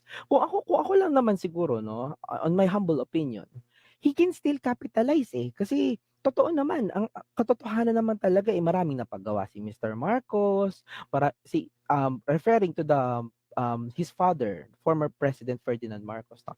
Marami naman talagang nagawa, eh, marami naman talagang policies, magaling si President Marcos bilang pangulo, especially if we're talking of the early years of his presidency. I think he should capitalize on that truthfully, okay? Yun yung katotohanan and at the same time, accept 'no, yung mga flaws. Came forward, eh, nandito po ako para itama po yung nangyari sa pamumuno ng aking, ama. Ina-acknowledge ko po yung mga nangyari, yung mga kabutihan at mga kasamaan at nandito po ako upang patunayan sa inyo na kaya po naming maglingkod sa taong bayan ng totoo. Yun sana po yung personally, yun sana yung hinahanap ko with this, platform. However, yun nga, nakita natin bilang red flag, napaka-evasive 'no, merong, pervasive, intent to, disregard facts of our history. And that's a very red flag, no, for someone who wants to be a leader. Dapat meron tayong maturity to accept, no, our good sides and also our bad sides, no. And as well, no, dun sa pagtanggap na yon, dapat merong coming, looking forward, or bringing forth oneself, no. O sige, say for example, para malinis ang pangalan ng aking pamilya, ibabalik ko, magpepledge ako sa national government. Kapag kung talagang mangyayari yon, halimbawa, makikita mo, mabibigyan ng kalinawan yung maraming mga Mm. bagay, eh. Perhaps siguro yung ibang mga tao would rally for him. Kaya lang kung ang nangyayari, parati tayong evasive maneuver, parati tayong in denial of the historical facts, that's a very big red flag, I would say, for someone who wants to be a president, such as say, uh, former Senator Bongbong Marcos. If you can Tsaka, add to that, sir. Sige po. Doc, the reason why there are a lot of infrastructure done by Marcos, because that's the only way for them to Mhm. get money, to corrupt. Yes. Kasi they Sadly. have to create a project first, and then ask for a budget, and then overprice that budget with a substandard materials. And we know that nung gumuho yung Metro Film Ito, Festival yeah. dito, we know na the items are substandard and the Mm. price is really hefty, di ba? Mm, Because that's the yes. only way for them to corrupt, to get Mm. money, to rob Oo. the Philippine government. That's the reason kung bakit dumami yung ginawa ni Marcos, because they needed more money, and that's the only Mm. way for them to Wait do for corruption, 'di ba? Kasi sadly, yes. it gives them more money, 'di ba? Mm. Kasi sa Sige. infrastructure kasi malaki ang budget mo diyan, eh, 'di ba? Mm. Just to add to that, para lang medyo i-laymanize natin yung pinag-uusapan natin, Sir Cray, no? Ganito lang siguro yun para sa mga nanonood po, no? Kailangan, bago maglabas ang gobyerno ng pera para sa isang bagay, kailangan may dahilan, unang-una. So, ang magaling na the former president, sabi ko matalino si Sir Marcos, no? Gumawa siya ng maraming dahilan para maglabas ng pera. At kapag wala nang maisukang pera ang national government, anong ginawa? Umutang para mapagpaluwal ng pera, no? And then saan Dun sa idadaan 'yon para oo, makakuha siya ng pera? oo. So, ini-spend niya yung money, he is a very good spender of national money, no? Ang problem dun, yung kickback. Yeah. Ang daming kickback, ang daming underground. And this case is already proven. Sa mga viewers natin, ha, this has already been proven, no? In our history, in our case accounts, no? Totoo pong nangyari ito. So, ang red flag pang isa dito, no? Walang pagtanggap, walang acceptance, walang apology, walang walang nagsasabi na, say for example, na totoo po na may nangyaring ganito at gusto namin baguhin ang imahe, et cetera, et cetera. Walang gano'n, eh. No, parang kalimutan niya, let go of the past, gano'n, tapos iboto mo ko. So, makikita natin do'n, no, if 'di ba 'pag gusto mong maging, story, or gusto mong, mapatawad ka ng mga tao sa isang bagay, there should be acceptance, 'di ba, before forgiveness to happen. Mm. 'No? Tapos dun sa acceptance na yun, tinatanggap ko, nagkamali ako. You give back, 'di Mm. ba? What you owe, 'no? Eh, hindi naman si Bongbong ang nagkulimbat, yung tatay niya. Oh, pero hindi mo puwedeng sabihin na hindi siya nakinabang, kasi Totoo. siya yung anak. And Hindi mo at mm, saka Doc, as we know psychologically, matanda na si ano nun, eh, oo. somewhere, mid-20s to early 30s, eh.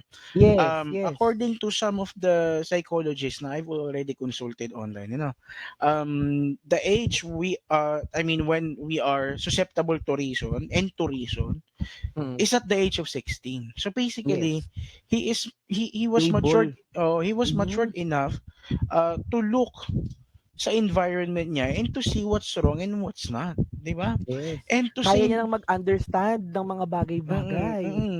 And to say na ano na it's not my my father, I mean the father's mistake cannot be inherited by the son. However, the Mm. projects of the father can be used as a campaign advantage, 'di ba?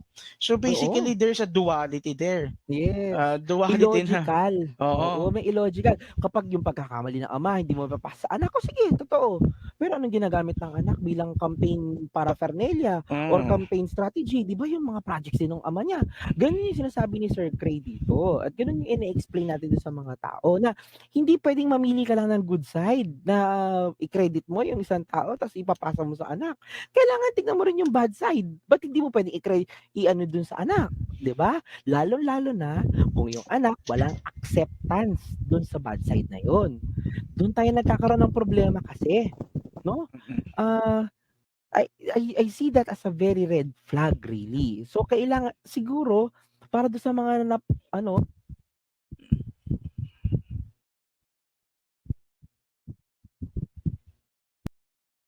sige sir. Ayan na, okay na. Ano Okay, na tayo, sige. ayan. Okay po. So we had another technical difficulty. So to continue lang po 'no. So yun nga po, ang sinasabi namin dito 'no, para magkaroon po ng healing, para po magkaroon ng totoong moving forward dun sa mga nangyari with the brand Marcos 'no, kailangan po nagkakaroon din tayo ng acceptance on both sides, good and bad 'no, to be fair. Hindi naman po puwedeng good sides lang ang titignan din natin parati 'no. So sige sir, if you can add something to that pa po. Yeah, ano mo kasi, itong mga loyalists na 'to, it's like a stone na meron ng mark. You cannot remove it. Andiyan na yan forever. They are no longer susceptible to reason. No matter what you do, Sadly. they will not believe you. They will not understand you, even though na you've already presented them the facts, which is solid enough to turn their minds. However, they are zealots. They are fanatic enough, and it's no longer about being politically inclined. You know, it's right now. It's about being politically attached to that person. Kasi Mm. if you are still thinking straight, you should be susceptible to reason. It's like love na, it's like love. Kumbaga this apologists already love the Marcos family kasi when you love someone, you're no Hindi mo longer nakikita yung mali. Oo, di mo na nakikita yung muli. You're no longer susceptible to reason. You become irrational, you become illogical because that is Mm. exactly what love is. So these Mm. people already has this kind of attachment na I don't care what you say, I don't care what you do, I don't care what you Mm. present to me. I Mm. already made up my mind and it cannot be changed. 'Di ba? And Mm. these people are really hard to break. Kasi 'di ba? I know na sabihin nila na iboto mo yung gusto mo and iboboto ko yung gusto ko. But we are all here together. Eh. I have Yes. I have to remind you to make your own research because what you will vote is different to what I'm going to vote. But I Mm. don't say na iboto mo yung iboboto ko, but Mm. choose carefully. 'Di ba? Mm. Kasi Mm. we are Tama. all in this together, but that Mm. doesn't mean na you should not listen to me because I'm Mm. listening to you. So we Mm. should be all susceptible to reason kasi Mm. it's voting eh, 'di ba? The person that Mm. gets elected will remain for 6 years. And Marcos stayed for how many years? 22? Mm.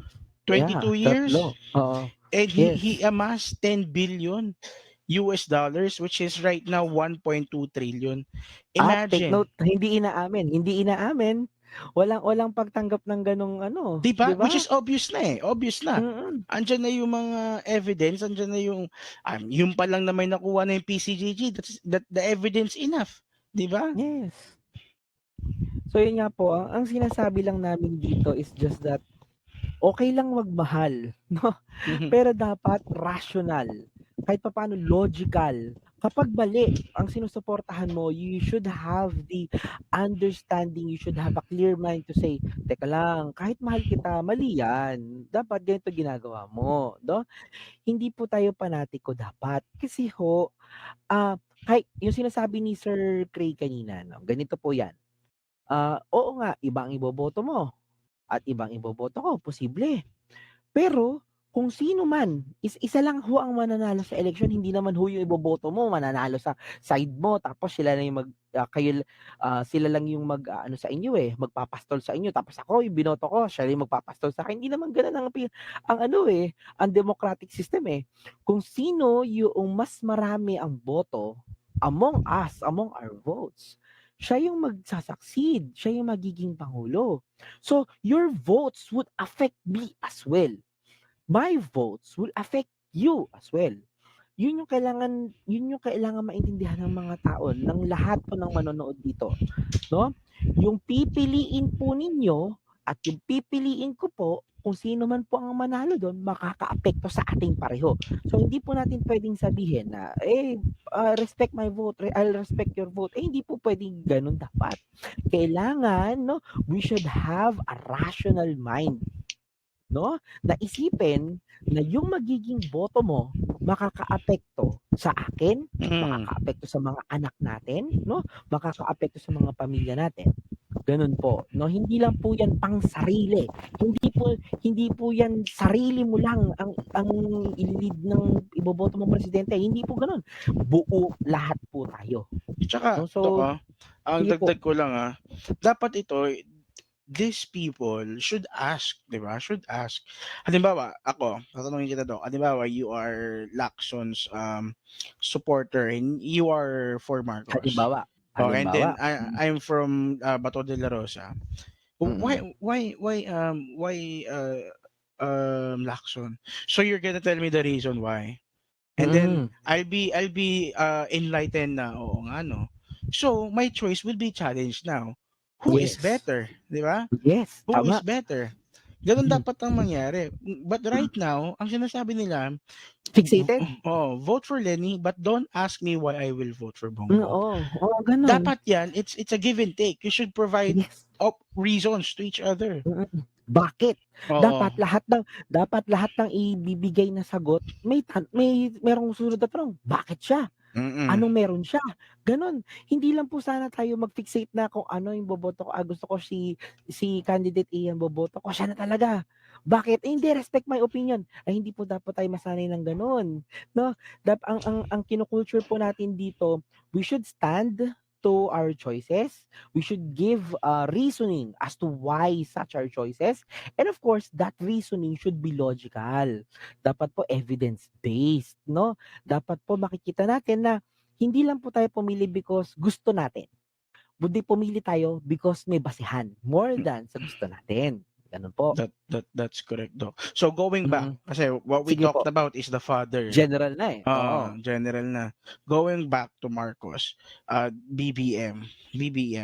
Well, I guess first the apology, because we all know. I don't know this guy's problem why he hasn't made the apology yet. But there are indeed facts. Now all we have to do Mm, is to place on the table and talked about it, and if he mm, has dispute about it, maybe we could adjust some things, pero there are already evidence of the atrocities and abuses made exactly in Supreme Court, the highest court of the land. How can someone dispute that fact? Sasabihin nila kasi dilawan. Guys, just remember, after Cory, there's Fidel Ramos. And he was not a dilawan. After Fidel Ramos, there's Erap. And sarap. he was not dilawan. After Erap, there was Gloria. He was not dilawan. And during those times, maraming court decision na in favor Lumabas, of those yes. victims, guys. And Mm, I just would like everybody know na this person, Marcos, um, owes this family, yung mga victim, an apology, 'di ba? An apology, a sincere apology. As a matter of fact, dapat magbigay siya ng gift, a fruitful gift in return to that, alam ko na hindi mapapalitan yung buhay ng nawala o yung trauma ng mga na-abuse, pero in return pero for yun those yung reason, inconvenience. pabalik oo, parang justice ano lang, parang, to give back 'no, kahit papaano to try to give back kung ano man yung nawala sa kanila as an acceptance na, okey yung family ko, yung tatay ko may nagawang ganito, gano'n lang sir siguro. Yeah. And why exactly Marcos hasn't said an apology yet, because he doesn't want to appear that his family is guilty, and that's also the reason why they want FEM, Ferdinand Edredin Marcos, to be buried in Heroes Cemetery, because they don't want to appear as guilty, Mm-mm. to preserve the name of his family, na para pagpasa-pasahan yung position of being president, from kung manalo si Marcos, from Marcos to Amy and whatsoever. So that's exactly what they're doing. That's why Marcos hasn't said an apology yet, because they're Mm-mm. preserving something. Yes, Doc. Mm. Yes po. Kaya nga po hindi natin sinisiraan si Sir BBM dito ha. You can dispute this kung saan man niyo ito mapapanood in the comment section, yes, no. We're welcoming to the to your comments with this. Pero mag-retrospect naman tayo. Mag-isip naman tayo, no. Yung ba sinasabi namin ni Sir Bonifacio at ako, hindi ba totoo? Yung gano'n, magbigay naman tayo ng rationalization.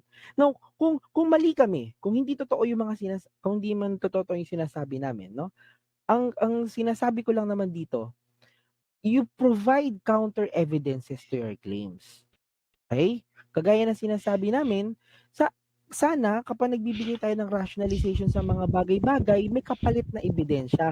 Yung talagang verified sources of evidence. Say for example, an historian account na nagsasabi na hindi totoo, wala talaga ninakaw yung mga Marcoses. Or kaya a professorial chair position na lecturer or instructor na ang sinasabi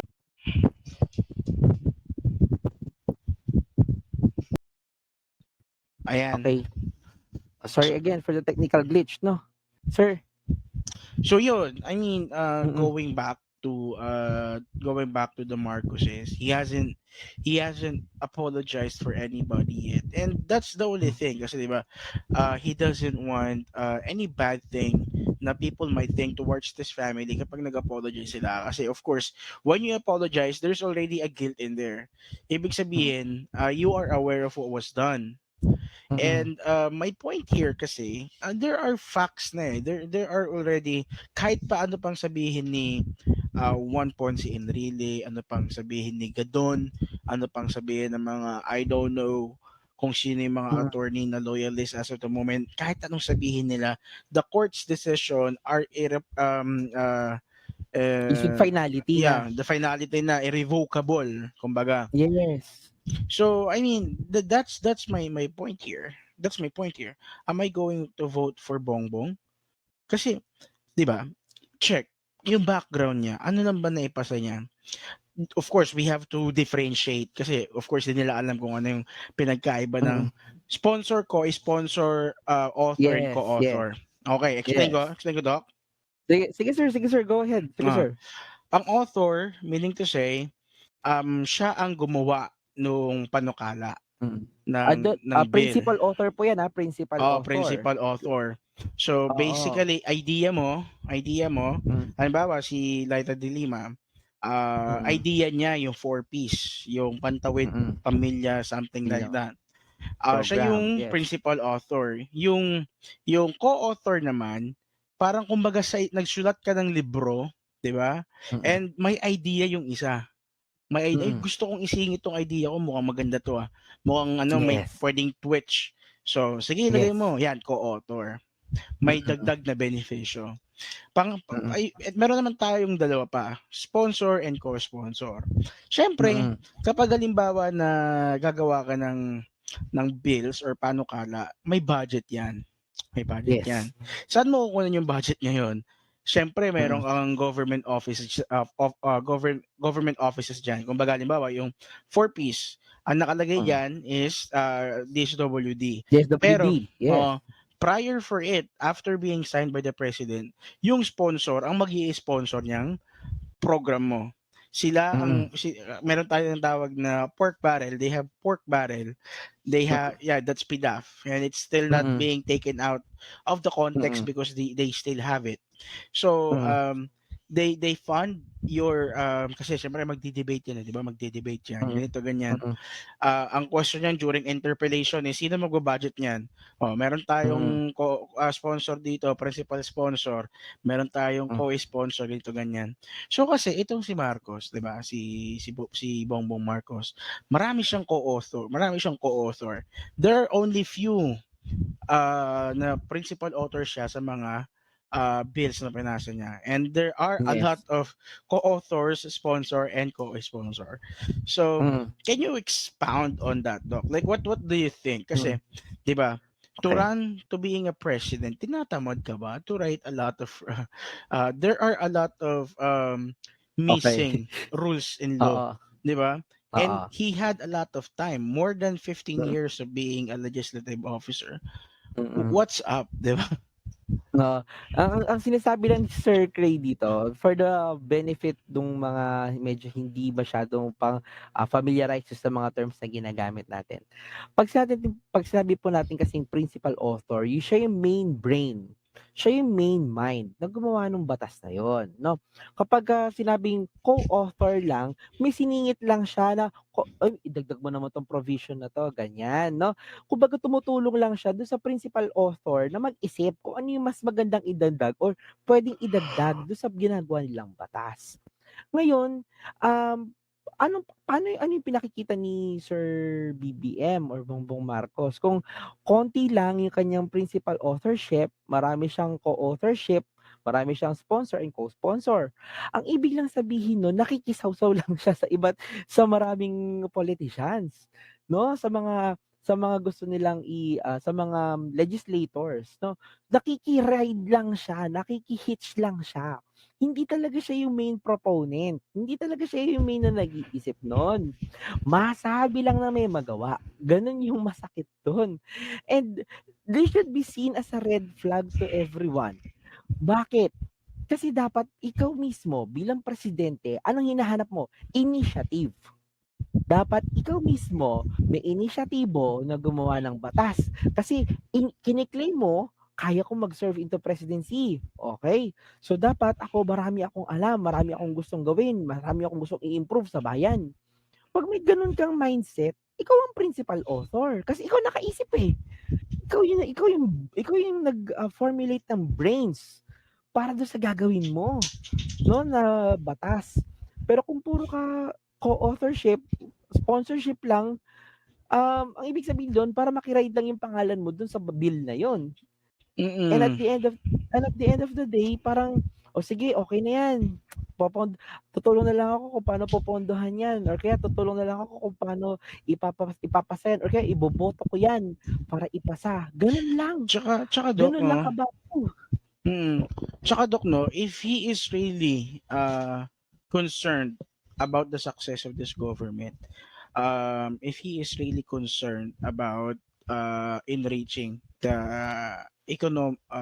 economical, upward ng Filipinas, why not start nung nasa legislative ka pa, 'di ba?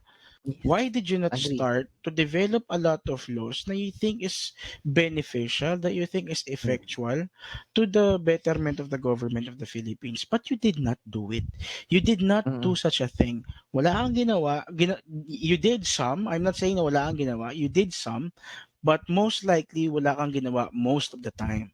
'Di ba? mm. If you are really interested or you really wanna have a betterment in this government, why didn't you start when you were in legislative? And aside Kung from nasa that, kapangyarihan ka pa, nung nasa power ka pa. ang sinasabi pa nila na mayaman ng Norte na paayos ng Marcos ang Norte. Why isn't the North even in top 10 of most promising provinces in the Philippines? 'Di ba? Mm, The yung numbers totoo. the numbers do not lie. Mm, That's really yung sketchy like that's really mm. sketchy for me, Doc, kasi 'di ba, if you're really concerned about it, he should have done something when he was in legislative pa, Doc. Sige, Doc. Mm. So, parang ang sinasabi dito, 'di ba sabi nga natin yung brand ng Marcos nandiyan na. So, lahat ng political mechanism binigay na sa'yo. Okay?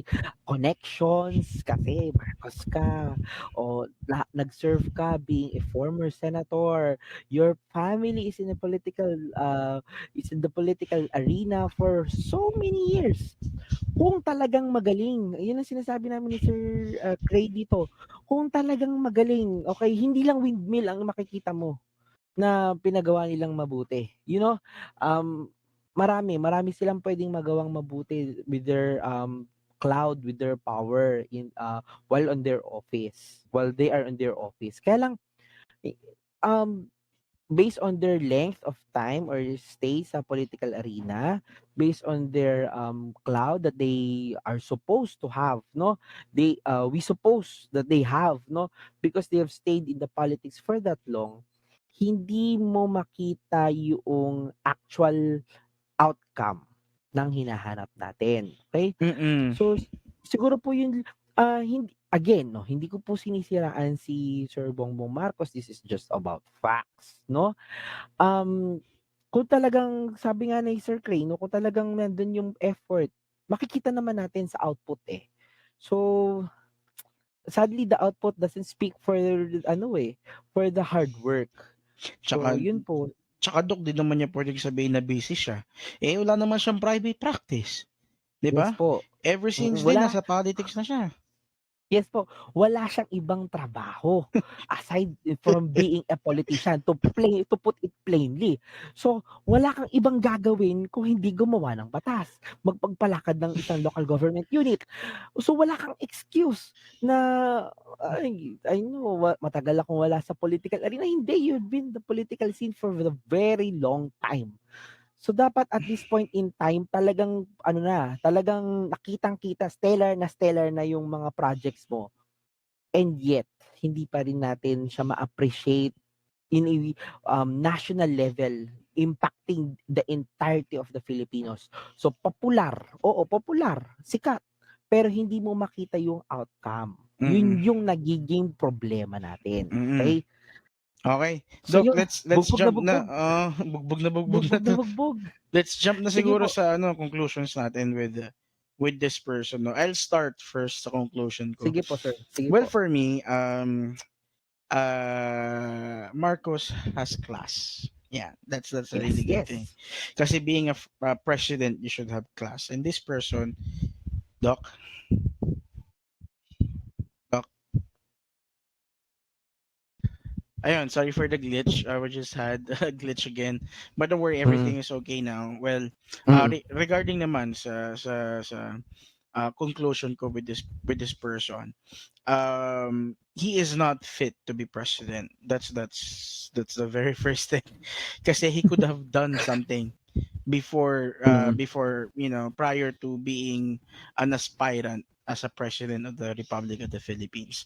He has class, yes, it's something that can be used during meetings and social calls, but it's not enough to lead the country. And there's no integrity. Still pushing na he graduated from Oxford, even though the evidence shows otherwise. And it's really funny. You see me chuckles, kasi it's really funny, di ba? Kasi mm.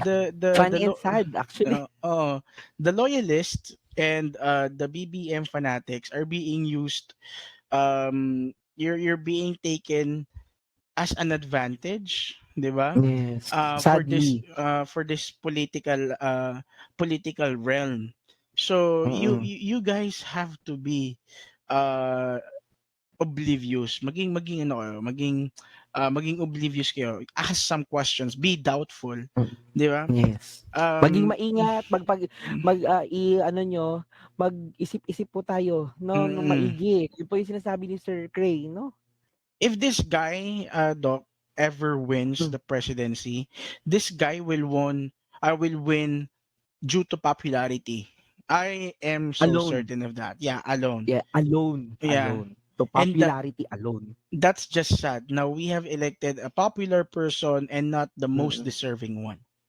What's mm. your key takeaways, Doc? Your conclusion about this person? Oh, sige po. Start ko with an analogy. Yung sinasabi namin na he will win by popularity alone. O, bumili ka nga ng BMW. na tingin mo sasakyan. Pero ang totoo lang, it's a horse carriage wagon. Ganong ID, ganong klasing problema ang kakaharapin natin. Um, Yun nga, maraming red flags, no? Marami tayong pwedeng mapuna, no, na problems. And yet, iboboto mo dahil sikat. Yun lang yung ano natin doon. Again, no, ayoko lumabas na naninira kay Sir Marcos. Ayaw namin magamit tong avenue na to speak ill against him. But the evidence shows and the circumstances prevail na talagang wala naman kami ibang masabi kung hindi ganoon. Yun naman kasi talaga ang nakikita naming katotohanan. So sana please isip-isip naman po tayo, no?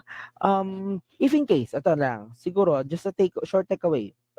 Baliktarin ko lang yung sinabi ni Sir Cray. Well, despite I agree wholeheartedly with what he said, Sir Cray, baliktarin natin. If in case, say for example, magkaroon ng turn of events, hopefully, tanggapin niya kung ano man yung nakalagay sa history natin, accept his obligation being part of the Marcoses. He returns back, no, to the victims of his father's regime, no, and at the same time produce a solid platform with all the actual what do you call this, experts backing him up, no, like say for example for health, he has a solid platform for health, no, backed with doctors, no? Okay, say for example, he has a solid platform for peace and stability, backed by actual uh, lawyers or backed by actual policemen and officers in on uniform. Sige, probably we could give him a chance. Pero as of the moment, ang daming red flags na pwedeng sabihin more than the choice of him to be a president. So sana po please, wag naman tayong bumoto based on popularity lang. Kailangan with quality and with substance din po. Yun lang po. Yun. I agree. Sige I po. agree 100% in that. So the Sige po. next person Sino that kaya we're next? going to dissect would Pacquiao. be Pacquiao. Yes, Sir Manny Pacquiao. Okay, sir. Sige po. Ikaw, sir? Ang una po? Yeah, I have nothing really much to say about him. We all know Yeah. that this person. I'm really harsh kasi I'm straightforward. I don't wanna run back in circles and chase my tails. Pero I just would like to let everyone know directly that this person is not good enough to be a president. This person is not ready enough to be a president. This person is not prepared enough to be a president. This person doesn't have anything to be a president. Yes, you can help people, but you don't have to be president. Being a To help. president, yeah, to help. You can help people, but you don't really have to be a president, diba? And this person is dreaming the heavens to be the president because he wants to provide people what they need. But you can do that if you want to have your own charity organization, then do so. This is a Mm, presidential seat. A presidential seat yes. is not just giving people the food. It's about manufacturing the food. It's about where that waste of the food go. It's a Mm, very systematic way, and this mm, person is not knowledgeable enough to deal this kind of processes. yes po. Opo. Just to to enlighten lang, no, doon sa sinasabi ni Sir Gray, no, with regards to Sir Manny Pacquiao. I know his intentions is very, very noble and very, very good. No question. Okay? Mayaman si Sir Manny Pacquiao, no? He's a well-renowned boxer. He has a good Christian heart. Sige, sabihin natin ganun. He's a well-devout Christian, etc., etc. Wala tayong masabi sa kanyang, what do you call this? Moral standpoint or moral, Sige, let's give it unto him on that aspect. However, you need also to have proficiencies. Yun yung however ko dun. Kailangan hindi lang yung intention mo maganda, kung hindi at the same time kaya at well performing ka to actually do the job. Yun po yung nakikita natin. So siguro perhaps we can cite some instances, no, or some key parameters kung bakit natin nasabi na baka naman sabihin ng mga ating viewers, eh wala naman silang basis para sabihin yun. Okay, so we'll give some basis for that. Okay, number one, let's look at the performance of Senator Pacquiao when he is currently serving in the Senate, no? Tatandaan natin si Senator Manny Pacquiao, ang dami niyang absences. Though hindi siya yung pinaka-top absentee, sabihin natin, no, sige, hindi naman siya yung top absentee. Pero tandaan natin, no, the reasons for his absences is for personal gain. Okay? Let's put that into perspective. Kaya siya nag-absent kasi may laban siya. And that laban, no, is primarily for him, no, to earn a title. For him, ha, to earn a title. Pangalawa, for him to earn a money. 'Di ba? So kung titignan natin priorities wise, no, hindi si Senator Manny Pacquiao, even if he has this good heart, he doesn't sadly, he doesn't know how to set his priorities straight. No, nakita na natin 'yun, na-prove na 'yun. Performance wise, akala bang nagawang laws and bills formulated by Senator Pacquiao. 'Di ba, dun sa substance ng mga bills na ginagawa niya, hindi natin makita yung pagiging statesman ni Sir Pacquiao. Yun yung pagiging problem kasi senator level pa lang yung pinag-uusapan natin kasi yun yung basis natin on his performance. What if kapag nandun na siya on the top of the position, naging presidente na siya, no? Would he set his priorities straight? No? That's one big question. Pangalawa, yung performance ba niya mai-expect natin to be at par in being a politician, in being a good statesman? You know, yun po yung magiging issues and problems natin. Just to give some substance to what Sir Cray have said a while ago. So, titignan din po natin yung ganong mga scenario and instances. If you can add something, Sir Cray po, with that po. Yeah, I actually totally agree with what you said na Pacquiao has sometime having event sa ibang bansa, which is clearly a complete disregard of constitutionality nung ano, Yes. kasi when you are fully pledged, you are a government employee. If you get elected as a senator, if you get elected as a congressman, you are a government employee, you are being paid by the government. So It's a full-time job. it's a full-time job. Drilon was used to be a teacher.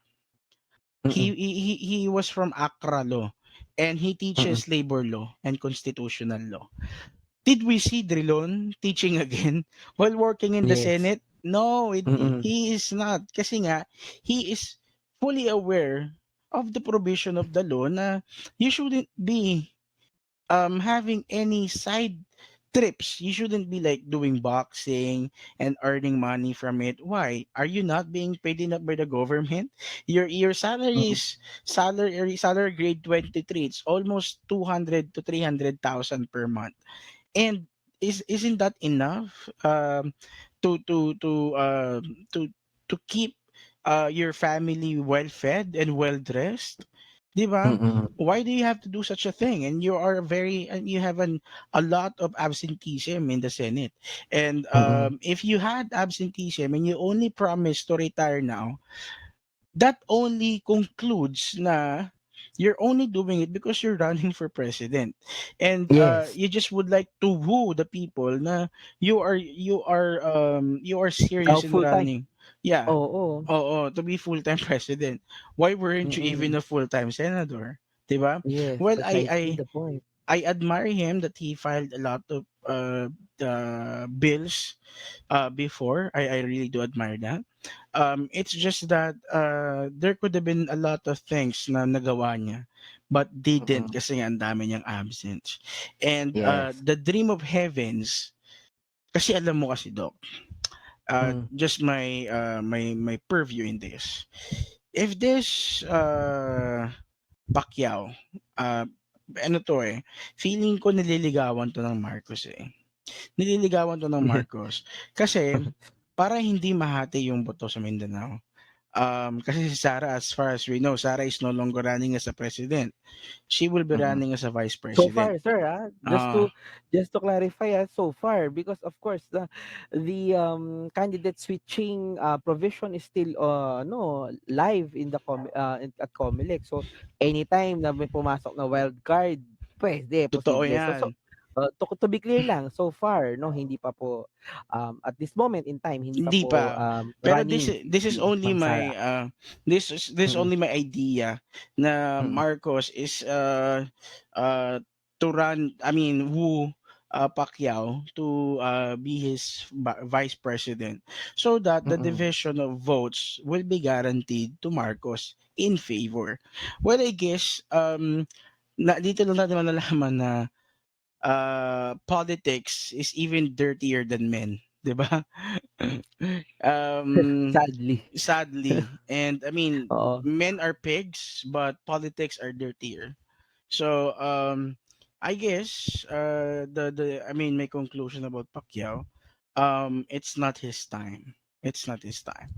Opo. There will be a perfect Oo. time for him. Yes, doc. Just to add lang po 'no, one of also the red flags that I observed with Sir Pacquiao, even if, he's really a good man at heart 'no, a good man, a good Christian man 'no, wala tayong doubts dun. Um, However, some policies in being a statesman should be objective, beyond your faith, beyond your, religious stances. Say for example in one instance where he is discussing about LGBT rights, no?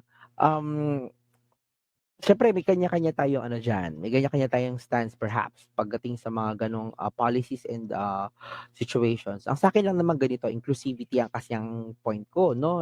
You might, not agree with that 'no, depende tayo, kanya-kanya nga tayo pagdating sa pagtanggap sa LGBT community. Pero sa akin personally, I support inclusivity of our LGBT friends and, family members at that. Ngayon what I expected with, Senator Pacquiao in being a statesman is to have a clear mind na, as a statesman, you're not just representing your faith. Of course, you're a man of your faith. Totoo naman 'yon. Pero being a statesman also transcends that boundary. So dapat kailangan marunong din tayong magbalanse kung ano yung objective 'no, para dun sa ating mga taong sino-serve and at the same time dun sa ating faith 'no, kung ano ba yung, stances ng ating faith. Hindi ko yun medyo makita kay Senator Pacquiao, yun yung red flag sa akin kasi, he could have, step backward no to his faith and look at the bigger picture before actually saying something against our LGBT friends or our LGBT family members at that. However, yun nga, mas nanguna pa rin yung pagiging self-righteous ni Senator Pacquiao. Medyo red flag sa akin yun. Kasi, say for example, napunta na siya sa higher position, maging president siya. What would stop Senator Pacquiao from actually promoting bills and laws no that would infringe other people's constitutional rights just because it is against his religious belief? That's a very big red flag para sa akin. So, I uh, guess, doc, uh mm, well, I guess, Doc, kasi, I do believe that Pacquiao is using religion to his own benefit, and only if it complements him. Kasi, him. di ba, when the time, during the first year of good President Duterte, he even filed a bill supporting death penalty. Eh, how come? Di ba? And You're a man of faith. Pero, 'di ba? Because it oo. only complements him. He used religion and the passage of the Bible to complement his idea. But if it's something against the Bible, he completely disregard that Bible kasi it does Mm. not complement his philosophy, Yeah. 'di ba? Yes, medyo sad And 'yun. oo. Mm. Yes, Doc. Yun nga po, parang nagagamit yung, of course kapagka panasabihan na tayo ng Bible verses, Bible passage, parang iniisip natin, okay, tama na yun. Pero siyempre iisipin natin 'no, more than pagiging tama based on the Bible or based on the text, yun ba makatao? Unang-una 'no, is it Mm-mm. still applicable to the people? Gano'n. Medyo titignan din natin yung implication kasi nga sabi nga natin, more than a religious man, he is a statesman. And a statesman should also think of the general population, especially that he is a senator already. So yun po, siguro, if you can add to that, sir, meron pa po ba? Well, I guess for me, Doc, I just would like to also reiterate then na there is we know that there's a separation of church and the state, Yeah, wherein a law should not be passed in respect of any establishment or any religion for that matter. So by the law. yeah, there By the should, law. oh yeah, Mhm. by constitution, the By the supreme, Constitution. yeah, supreme law of the Philippines. So Mm-mm. basically, to pass a bill, to pass a law, it shouldn't be respecting or favoring any particular organization, any particular establishment, or any particular religion. A law Mm. established alone individually without basing into anything. So that's the passage of the Constitution. So what he is doing, it's to, being religious is good, but being overly being religious, I guess it's bad. You know. Mm. Self-righteousness na yung nakikita kasi. Parang, oh, ang tama lang sa akin yung tingin kong tama sa Bible, gano'n. Medyo problematic 'yun kasi hindi tayo nagiging, inclusive bilang national leader at that. So magiging problema 'yon. Sige, magbigay tayo ng isang prototype example. That's the same fear that happened when, Sir Villanueva, Brother Eddie Villanueva Mm-mm, ran mm. for the presidency. Same Oo, issue, yeah. same problem. Kasi ang fear natin nun kapagka naging yung magiging leader natin ay over religious na zealous yung tatakbo, yung mindset niya on his faith ang gagamitin niya to favor his policies. Hindi dapat gano'n. Dapat encompassing everyone, not favoring a specific religion or a specific belief.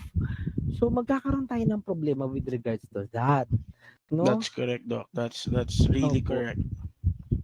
Well, Something to add pa po, sir? wala na. Like I said a while ago, I have nothing much to say about Pacquiao because we all know na he isn't ready to run for this.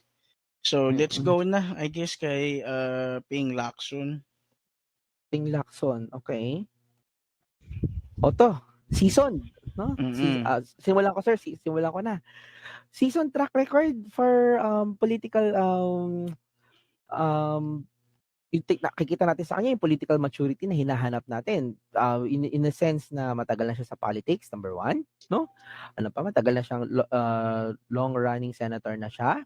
Marami siyang ginawa sa executive branch, being also a PNP chief, 'no? He also headed the PAOK-PF, 'no? Ano pa ba? Um, sa Senate, marami din siyang nagawang mga bills and laws, 'no? Ano lang so that's his good side, that's his positive side. He used to Political be cloud, a ano pa, a PNP yes sir, ano. PNP Mm-mm. chief. So in terms of political cloud and mechanism, medyo meron naman may malakas si Sir Ping Lacson, 'no, okey naman. Red flags. Red flags yung sa kanyang naging stint dun as PNP chief, 'no, yung, meron din siyang propensity to have this, um, wipe out tendencies, 'no, because of some issues that he handled while he was in PNP. Also at the same time, ang isa sa mga red flag issues na binabato kay Senator Ping Lacson is in him being a political butterfly. So ano ba yung pagiging political butterfly for the information of everyone? Yung pagiging political butterfly kung sino yung matunog na na politician, 'no, wala siyang independent mind, dun lang siya susunod, okay. So ang problem with that, wala kang tinitindigan na ano, na policy. Kung sino yung palasak, sino yung matunog, susunod siya. Kapag yung kabila naman ang matunog, susunod siya. So, para sa ano nakikita natin do'n, he's doing that for his own political ambition and benefit. So, ang conclusion nun, ang puwede nating sabihin dun, baka wala siyang maging stand pagdating sa panaging president siya. Kasi marami siyang pinuntahan na partido, marami siyang sinuportahang mga, kandidato, nagpalipat-lipat siya ng allegiances 'no. So marami siyang kumbaga, utang na loob sa iba't ibang mga politiko. And I think that would be a red flag to him. But other than that 'no, um, service-wise, political cloud-wise, also his policies-wise, I think he's a well-seasoned politician at that. And siguro, let's just say na one of the, sa tingin ko lang, personally, one of the good contender in being a president, hinog, politically hinog na siya. Okay? At that perspective alone. If you can add to that, Sir Christian, sige po, if you have a different perspective, please. Well, I am pretty sure that this person is seasoned enough to lead as a president, and there is no doubt to that. He is indeed deserving to be president because he already knows the ups and downs and the bells and In whistles and going outs. on. Yeah, Yes, inside the yes. Congress. And what I mentioned a while ago, na all issues and problems of the our sovereignty directs already to the Congress, which concludes by both upper and lower Congress. So yun, I Okay. guess being a seasoned politician is good enough. But we should not disregard the fact that this person already also has problems with political issues. Andyan yung the Ser Corbito case, Yes, yun if yung it sinabi rings a ko, bell. yung yes, Yeah. yes, yes. So he was not literally convicted and not even arraigned.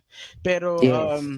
he was there was a petition filed against him to Mm. be to speak on behalf of what happened during the Sir Corbito case, and he did Mm. not open his mouth, and there was Yes. an executive protection to him during the Yes. Arroyo's regime.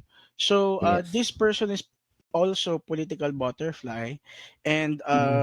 the only time that he was against the government is during the regime of Duterte. So he was Mm. not quiet about it, and To he be has clear, on the latter stages of the Duterte administration, not even to the early and the mid stages. So, say for example, nung nagkakaroon ng tokhang, he just said some few lines and that's it. Wala talagang masyadong nag-stand out na you can see he's upholding the law, or say for example, he is into a Senate inquiry with regards to the Tokhang case, no? Nakikisayaw lang talaga siya, wala siyang masyadong say on those issues. So, I have that red flag also with him, as you said a while ago, Sir Cray, no? but like what I mentioned earlier, Mm-mm. kay Isko Moreno, no, this person doesn't have any good connection. So lahat ng Mm. sinasabi niya during, I mean, the campaign promises, it will Mm. all go to waste kung wala siyang political connection. Kung Mm. yung political party niya is very scarce sa Congress, kung halimbawa Yes. down sa Congress of the Philippines, kung wala siyang masyadong connection, paano siya makakapag-suggest ng law? And paano natin Yes, I agree. ma-attain na maipapass to into a law? And Mm. goes well to the Senate of the Philippines. Kung wala siyang ganong kalaking connection, there is a problem for him to pass what he promised. Not unless, again, he signed an executive order or a presidential decree which can easily be challenged and be petitioned in Supreme Court. What do you say about that, Mm. Doc? Yes po, I agree. I agree wholeheartedly with that, no? Um, Though for Senator Ping Lacson, ang sinasabi natin is that hindi pa malinaw kasi yung political slate ni Senator Lacson as to his as to his party mates, kung sino yung mga kasama niya sa Congress, kung sino yung mga itatag niya. with his team. So that remains to be a clouded arena or area for Senator Ping Lacson.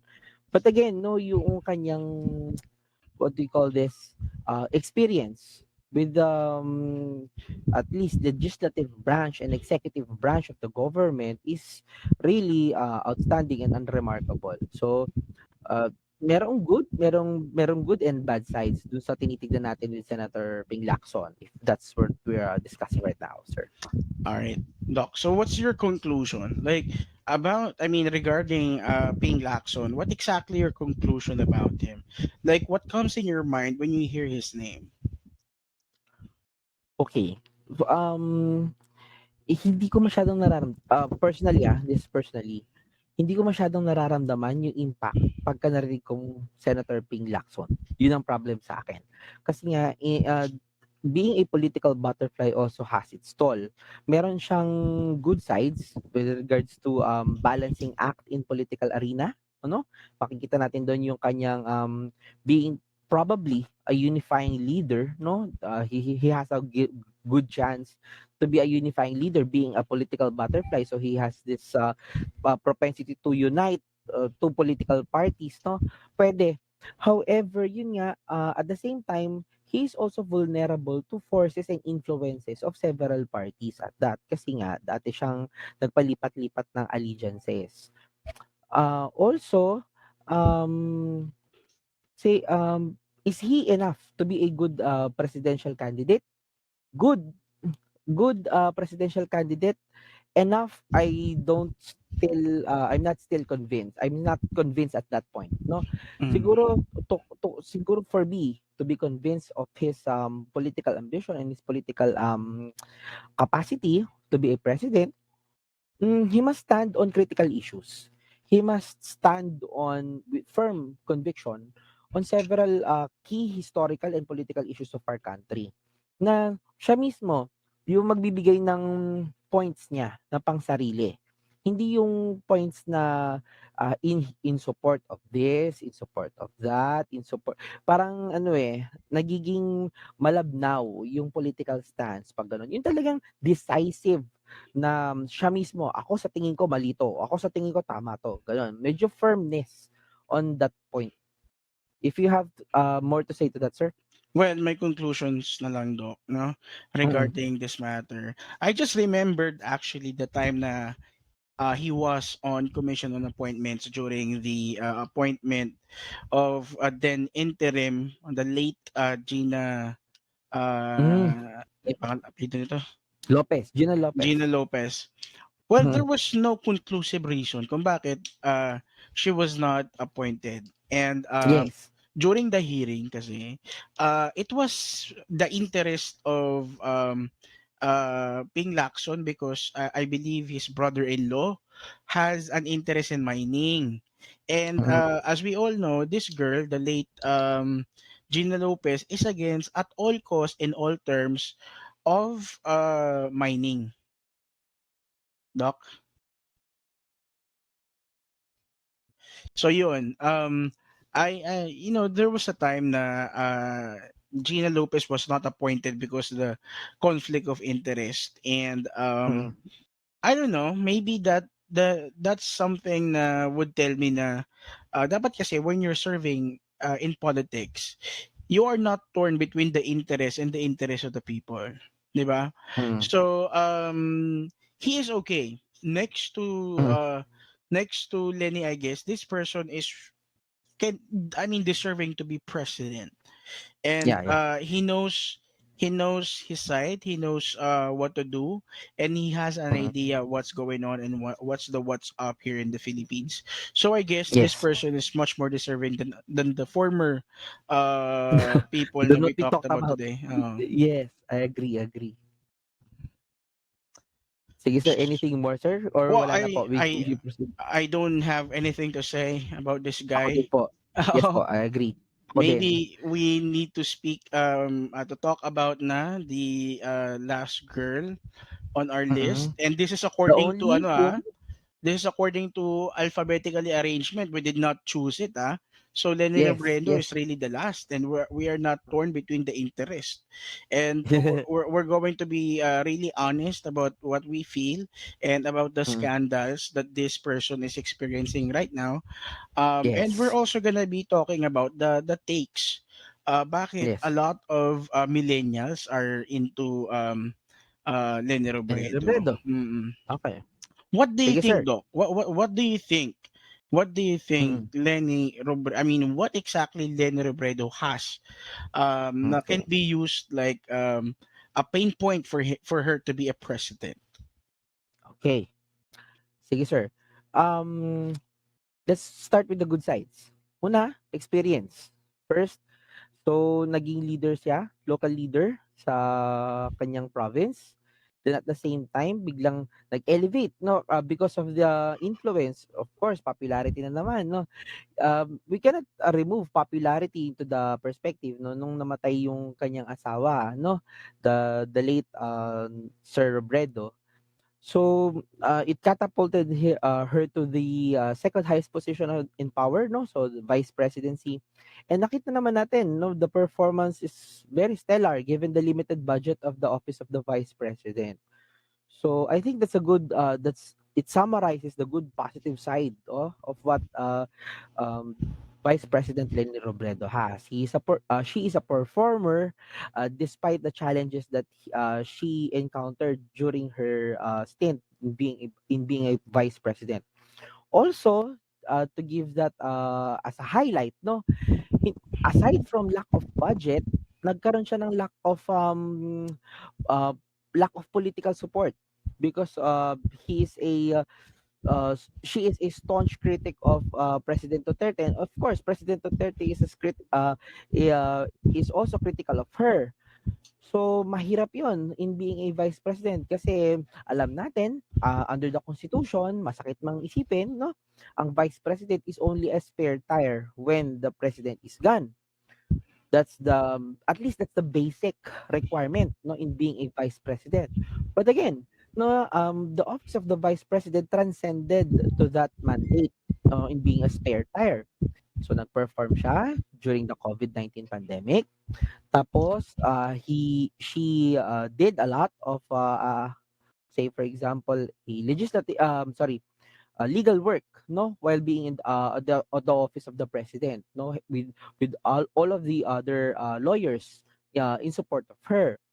So at the same time, no, syempre she is one of the focal dissenting points or dissenting voices for the administration's current war on drugs na pinag-usapan na po natin kanina. Medyo nagkaroon po tayo ng lack of substance or lack of merits as to such war of drugs, no. So nakita natin na siya yung isa sa mga potent na critic about that. She also suffered this what they call this electoral protests, no, long-standing electoral protests, no, against ex-senator Bongbong Marcos, no. Now, I just want to point out the difference on how they coped up with their electoral protests, no. Alam natin na si Vice President Leni Robredo at that time currently holds the office of the vice president with a limited budget. But still, she performed despite those constraints and despite the political constraints that affected her because of her stance in criticizing the President Duterte. Now, still, despite that fact, no, nilabanan niya si Senator Bongbong Marcos sa Electoral Tribunal, sa Supreme Court. Then again, she warned repeatedly about with regards to that, without sacrificing the function of her office. No? Sabi nga natin, ang office of the vice president para lang siyang spare tire if the president is gone. But still, she performed exceptionally well. No? Despite that lack of mandate, despite that lack of funds, no, nag-perform siya pa rin siya bilang a noteworthy leader para sa ating bansa. So that's the good side. I think just to summarize, that's the good side of Ma'am Leni Robredo. What are the bad sides naman na pinupukol kay Ma'am Leni Robredo? Una, the rise to power is very abrupt. We should accept that. We should know that, no? She rose into power. Hello? Okay. She rose into Mm-hmm. Doc? Yeah, yan na, Doc. Okay na. Yes, okay po. Okay. Sorry for the technical glitch. No. Again, so what are the red flags no of associated with Ma'am Leni Robredo? Una, the rise to power is very abrupt, no? Alam natin na she is a local leader sa kanilang province before she rose into the vice presidency because of the death of the former Sir Robredo. Ang problema doon, at that time, it was very premature of her to ascend to the vice presidency. Let's receive that as a fact. No, but still she performed very well. So, yung in terms of political maturity, medyo sa tingin ko medyo lacking pa no si Ma'am Leni Robredo when compared say for example to Senator Ping Lacson at that. Ano pa yung second na pinupukol na issue kay Ma'am Leni Robredo? Uh, her alleged no frequently being spaced out. Spacing out in terms of her how she addressed herself no on how she creates or formulates no sentences, creates or formulates her ideas no and how she speaks about it. So I think perhaps no, pwedeng alleged 'to because perhaps nga kasi nasa dalawang ano yan, eh, nasa dalawang senaryo yan, eh. Puwedeng may problem sa speaker or puwedeng may problem sa receiver. Baka naman hindi lang talaga naiintindihan ng tao kung anong pinapaliwanag niya. But then again, no, something must be worked out with that, regardless if she is the one being implicated with the problem or if the person that she is addressing with has the problem.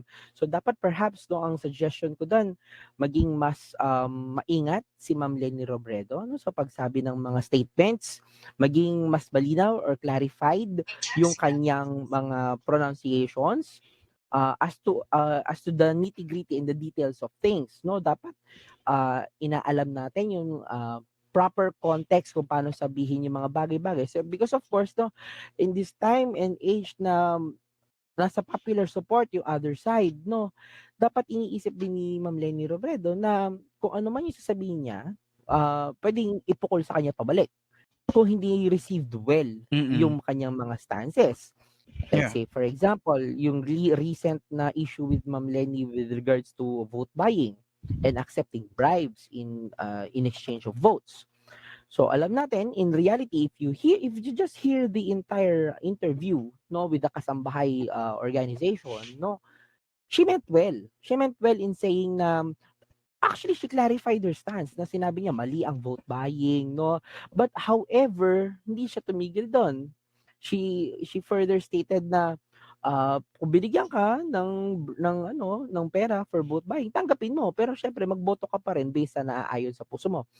To be clear, hindi lang siya ang nagsabi nun. Maraming politicians ang nagsabi nun.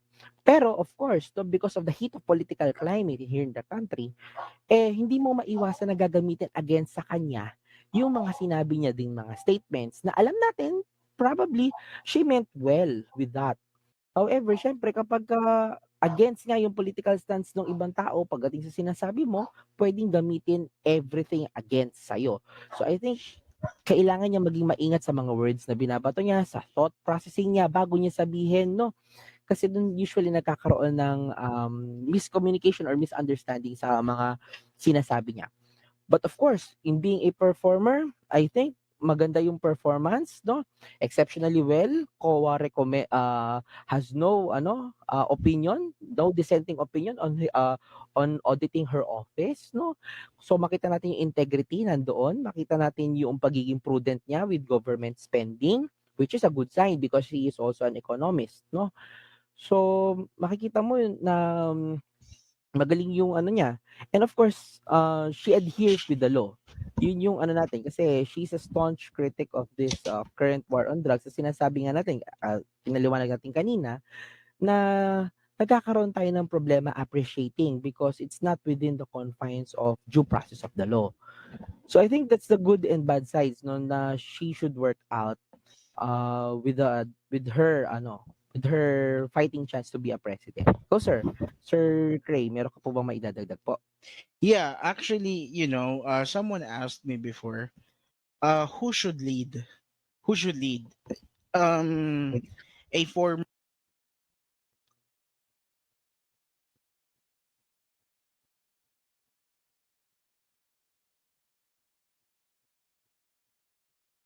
Sir?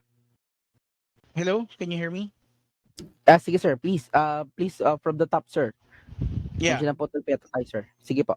Yeah, someone asked me before whether who should lead the Philippines kasi they were, unaware of how this the functions can be made.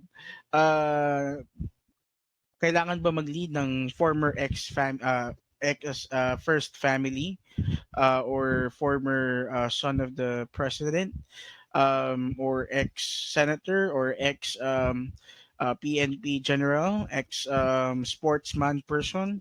Well, for me, the Mm, only problem going on right now here in the Philippines, kaya tayo mayroong economic downturn, is because of the population, uncontrolled population. If mm, there's uncontrolled population, the resources will be scarce, and that's the mm, base. That's a basic economics. You know, mm, if the demand is high and the supply is low, the price will be expensive.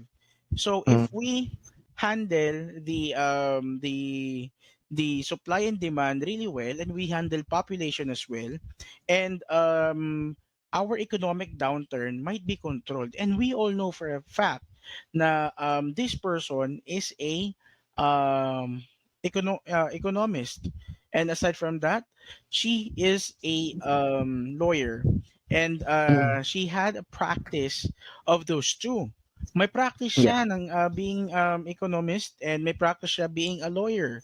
Unlike Mm, other people right now na we talked mm, about, they didn't have much practice doon sa mga profession nila. Like, I'm not trying to favor Lenny, because I'm still gonna go to the downsides. I'm just mm, starting with the good sides. If you're going to mm. compare Lenny to the other people that we talk about, this person has a private practice, and we know that our skills can be enhanced during private practice. Sige po. I mean, that's the only reason, I guess, why I like this one to be, apart from we talk about Ping Lacson, this woman Mm, also deserves to be one of the president of the Republic of the Philippines, because she has mm, what we need. It checks the boxes, to be a mm, good mm. president. She Yes. has a very good moral background. She has a very good academic background, and she has all the integrity there is. And as we know, when she's releasing the relief goods, there is Mm, no face of her on it. Unlike yes. Bongo, Mm, even the shoes, there's a name of him. And mm, I guess we really need to have an economist to mm, supervise the economic downturn. And we know na we received a lot of benefits from Gloria when the fruits was harvested by Pinoy. However, it was still Gloria who've done a lot of economical magic to our country. Well, mm. the bad things, I guess, like what you said, she has a very bad thought organization, but that doesn't really define her as who she Yes. is. Yes. Maybe she has pathological issues, that can be treated, and Right, sir, sorry to interject lang with that point, no. Some studies have cited or stated that sometimes a good thinker has a fast yes, mind that yes, doesn't follow their mouth. yeah, So ang nangyayari, yung thought process nila sobrang bilis, hindi nila kayang i-express ng maayos with their mouth. And mm, it has been observed several times. I'm not saying that Lenny is like that, no. I'm not arguing that Lenny has a very sharp mind that doesn't have this very good mouth. I'm just saying that there are a lot of possible explanations why she's not that well articulated when it comes to expressing her own stances and opinions, no. Or perhaps lang, I'm having an open mind. It's not about what she says, but rather on what people wanted to hear. Kasi minsan yun ang nagiging problema din. Baka mamaya ang iniisip nila, ah, hindi nila nababasa yung entire context ng sinasabi ng isang tao, and they just presume that that's one-liner should be highlighted because it's very problematic at that. I think that's also a problem of the receiver. But still, no, I owe it to the speaker. That's Ma'am Leni Robredo, no, to actually improve. That's a point of improvement for her. That's something to be improved for her. Dapat kailangan marunong magsalita or magsabi kung ano yung talaga nasa saloobin at kung ano yung nasa isip niya para mapakita din natin na of course magaling siyang leader at that. Kasi maraming pwedeng mangyari kapag hindi tayo well articulated.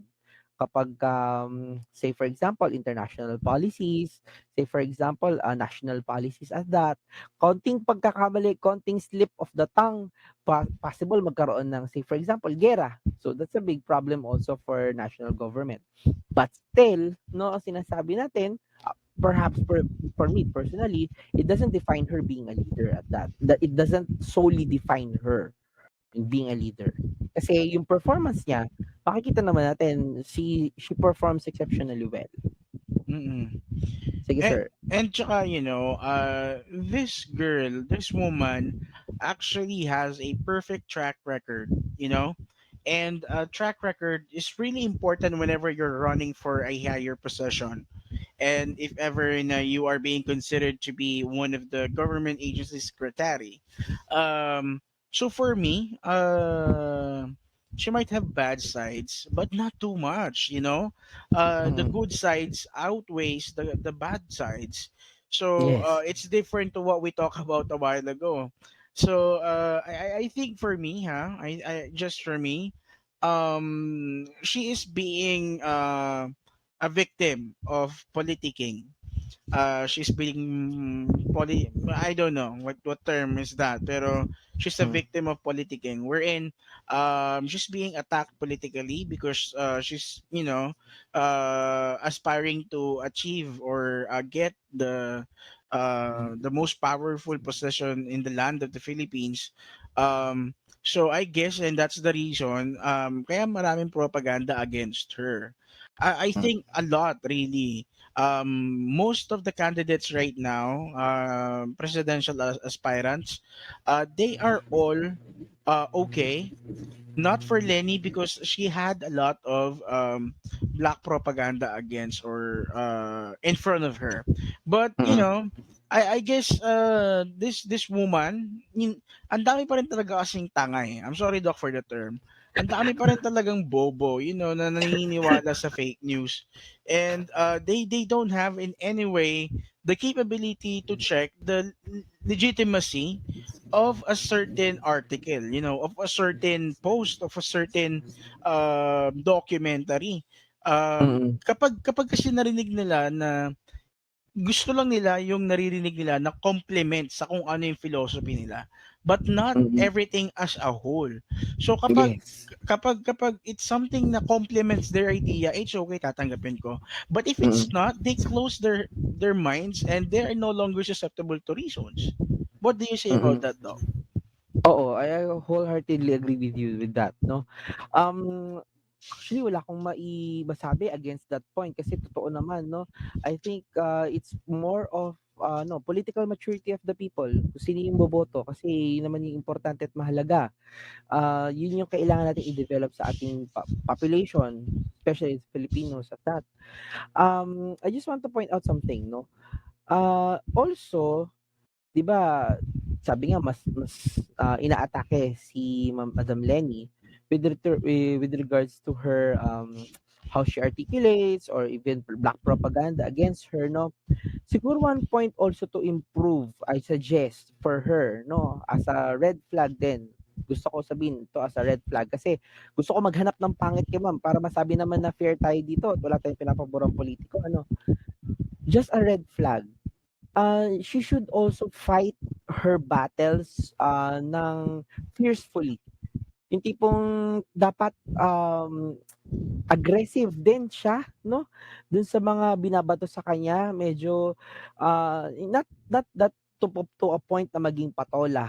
Kasi iba naman yung pagiging masyadong mapagpatol, lalo na kapagka talagang nonsense na yung binabato sa'yo. But also, ang gusto ko lang sabihin dito is kailangan ng hinahanapan ko pa siguro si Ma'am Leni ng aggressiveness. It's not to point out his integrity, Yeah, it's not she's to so point out his soft. leadership oo. Yung aggressiveness, no? Mm-mm. Yung decisiveness in being a leader na I'm not parang yung to the point na kung ako yung magsasabi sa kanya, you should not be something that be pushed side to side, parang ganon. Dapat medyo stern, medyo stiff, no? Sana. Kasi the qualities of being a good leader are there. There's integrity, there is good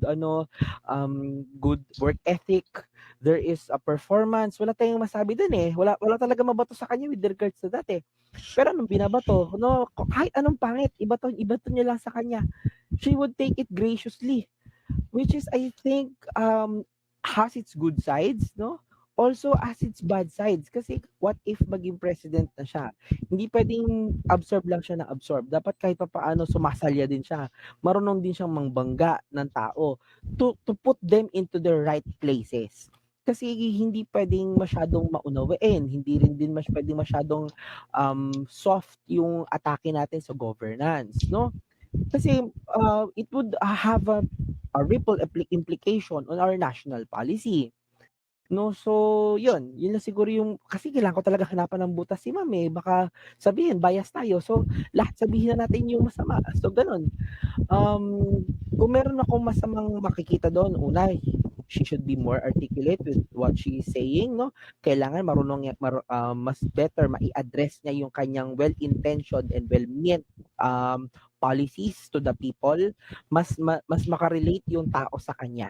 Yun yung kailangan i-improve. And at the same time, no, she should also be stern, stiff, and also she should know how to box with the Philippine politics at that in the sense na magiging hindi lang siya pinupush over ng ibang mga politicians just because she's a woman, just because she is being thrown with a lot of black propaganda with her. So yun, sir. Well, that's pretty good, and we actually balanced it out because Oo. I really cannot see anything against her, and it's a good thing na you were able to analyze something about her. Now you can take into consideration and tell our Mm-mm. future viewers na there is something na Lenny has to improve on. Improve And on. yeah, Yes. I just would like to let everybody to know, everybody that's watching this or will be watching this, the reason why we're doing this is to inform you guys about the current events and the Yes. qualifications of these aspirants so you could have an option to think about. Not only one, and you are not clouded on one aspirant. You're One. clouded Yes. to get an idea of all our presidentiables. And this is Mm-mm. not the very first time we're going to do it.